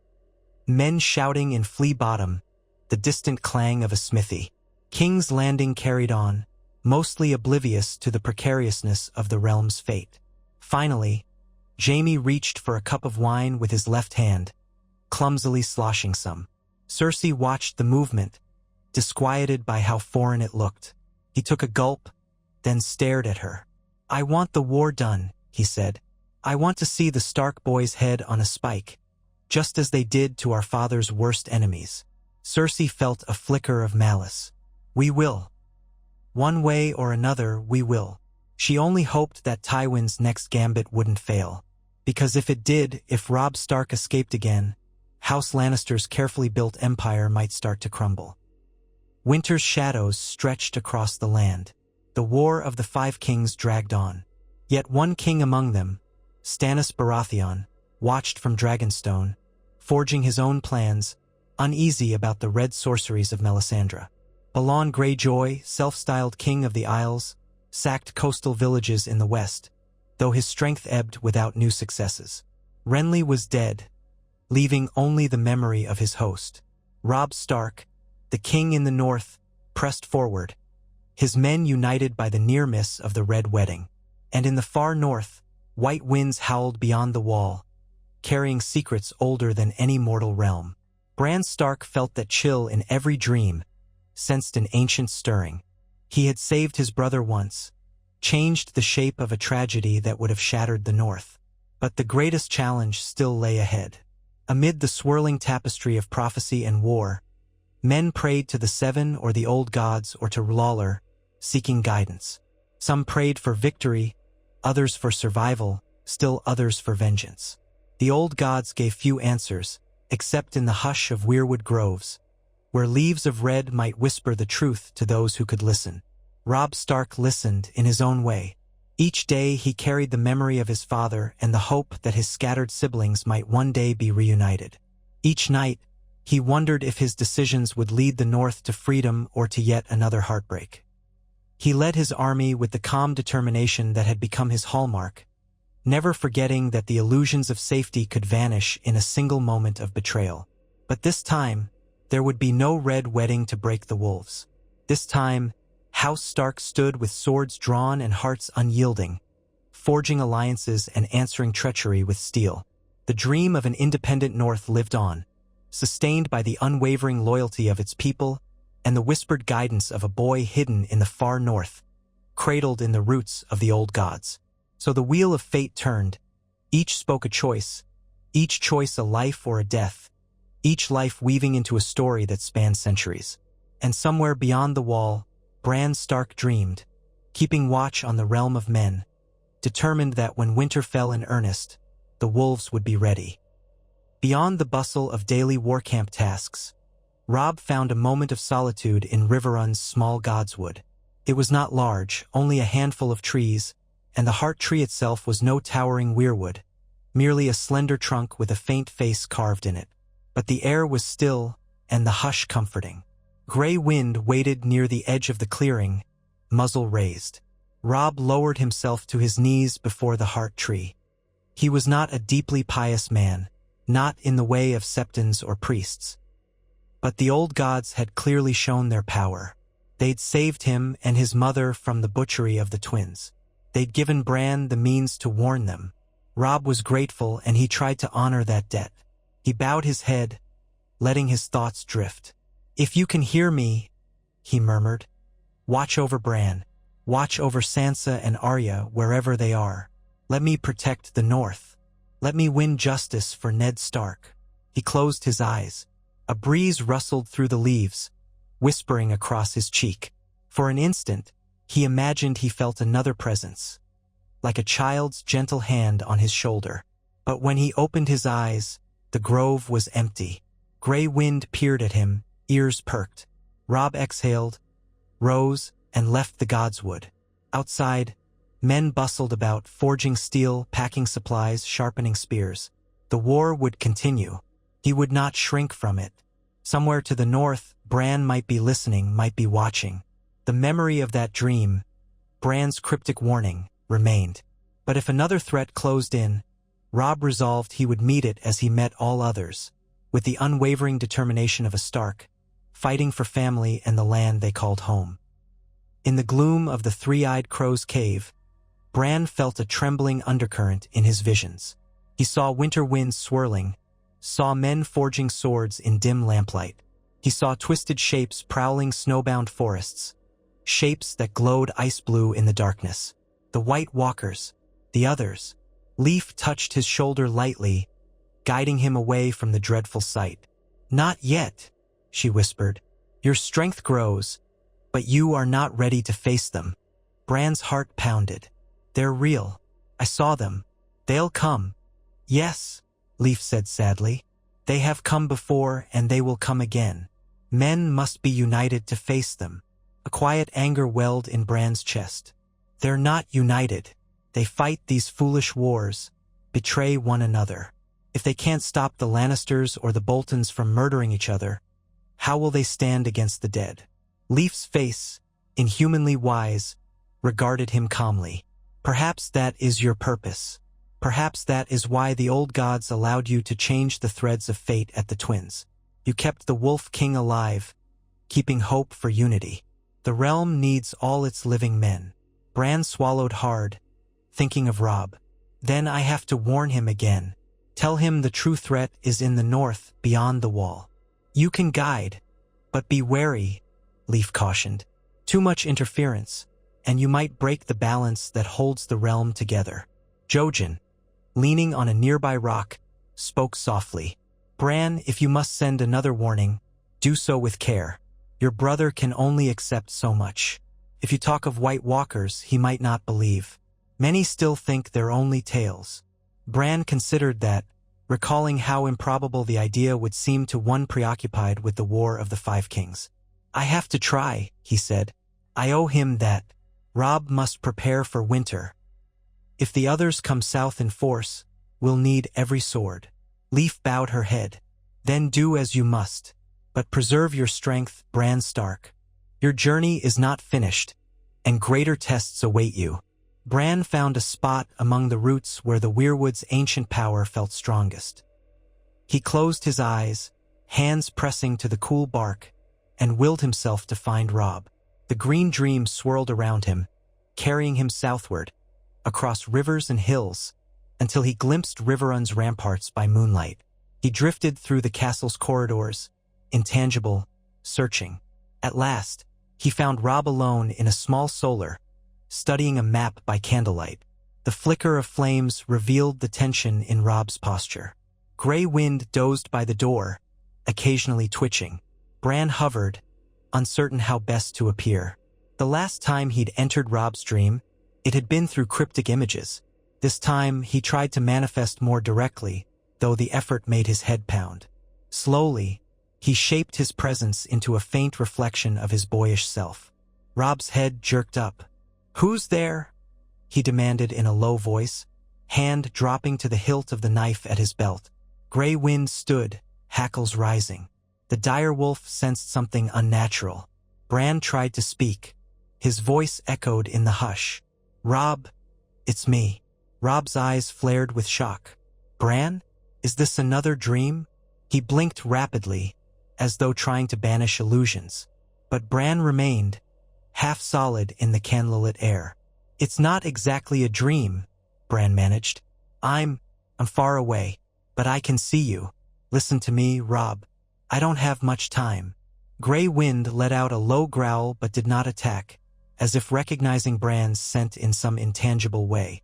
Robb swallowed, stepping closer to the flickering apparition. "Bran, how? Where? Why?" "I'm north of the wall," Bran said, forcing calm. The strain was immense, as though he had to push through layers of thick ice. "With the children of the forest. The old gods are teaching me. Robb, you have to hear me. The White Walkers are real. They're stirring in the far north. Winter is coming, truly coming. The realm must be ready." Robb stared, pale. "The others? Old Nan's tales?" "Yes," Bran said, voice shaking. "They're not tales. They're real, and if the realm stays divided, we won't stand a chance. You must unite the North, unite with whoever will help you. The war with the Lannisters matters, but this threat is greater."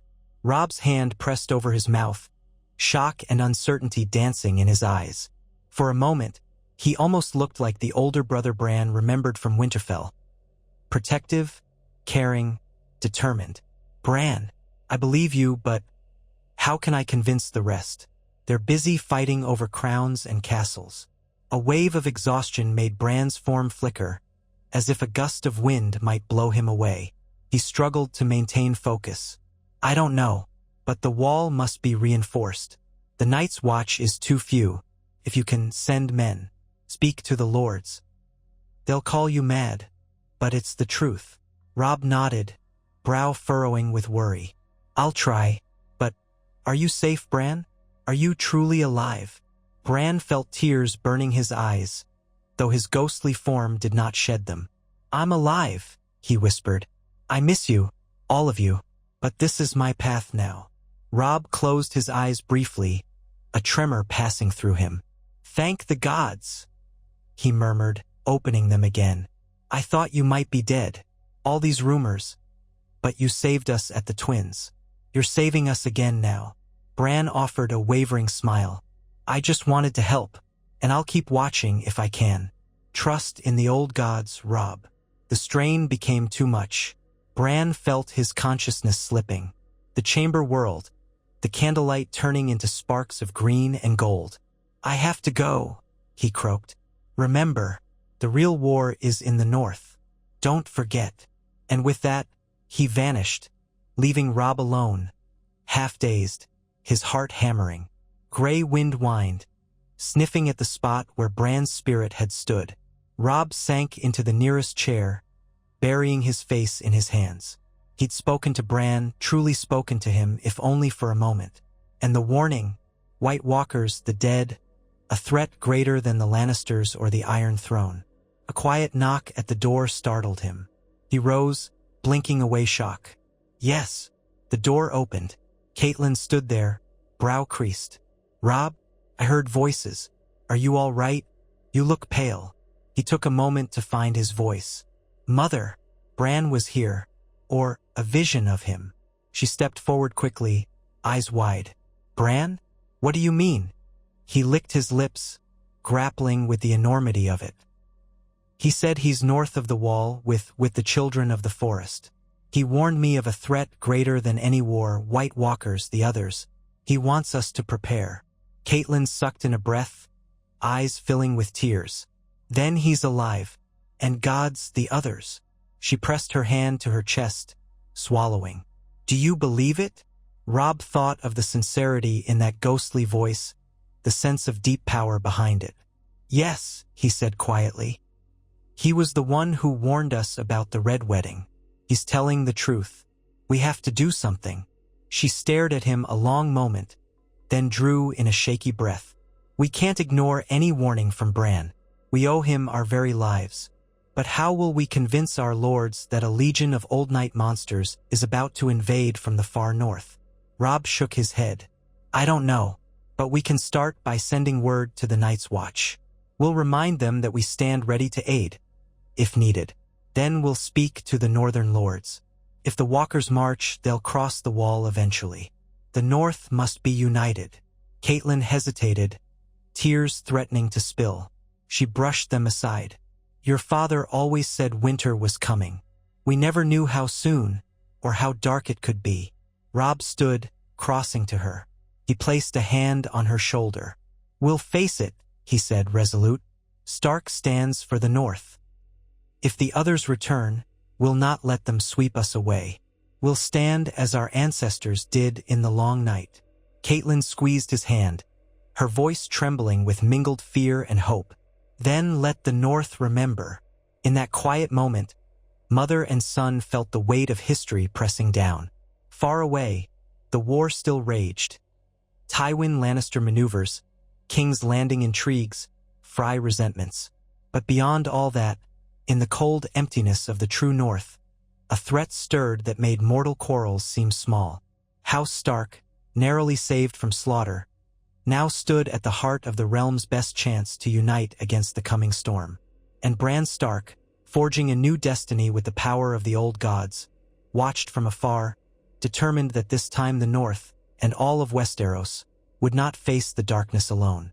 So the nights grew longer, and the winds blew colder, and men spoke still of the wedding that wasn't red. They marveled at how the Starks kept escaping doom. They did not know that in hidden caves of ice and root, a young green seer shaped the future just enough to avert the worst tragedies. For in the great tapestry of war and winter, even one small hand upon the threads could change everything. Such was the story taking shape now, as the days of autumn waned and the first snows of a harsh winter fell upon the realm. The war continued, yes, but hope endured, carried by the wolves who refused to die, by the memory of a warning spoken at a wedding feast that became a slaughter for its would-be butchers, and by the unwavering hearts of those who prayed beneath the ancient weirwoods, trusting that the old gods still watched, still whispered, still guided those who listened. The night would come, the cold would rise, but House Stark this time would be ready. And if the realm yet had any chance against the tide of death and ice, it lay with those who ream. Beard family, who embraced honor and loyalty, and who believed, despite all horrors, that winter need not mean the end of all. For the pack survived, and the pack would stand together once more when the final darkness crept across the land. And in that unity, perhaps, was the seed of salvation.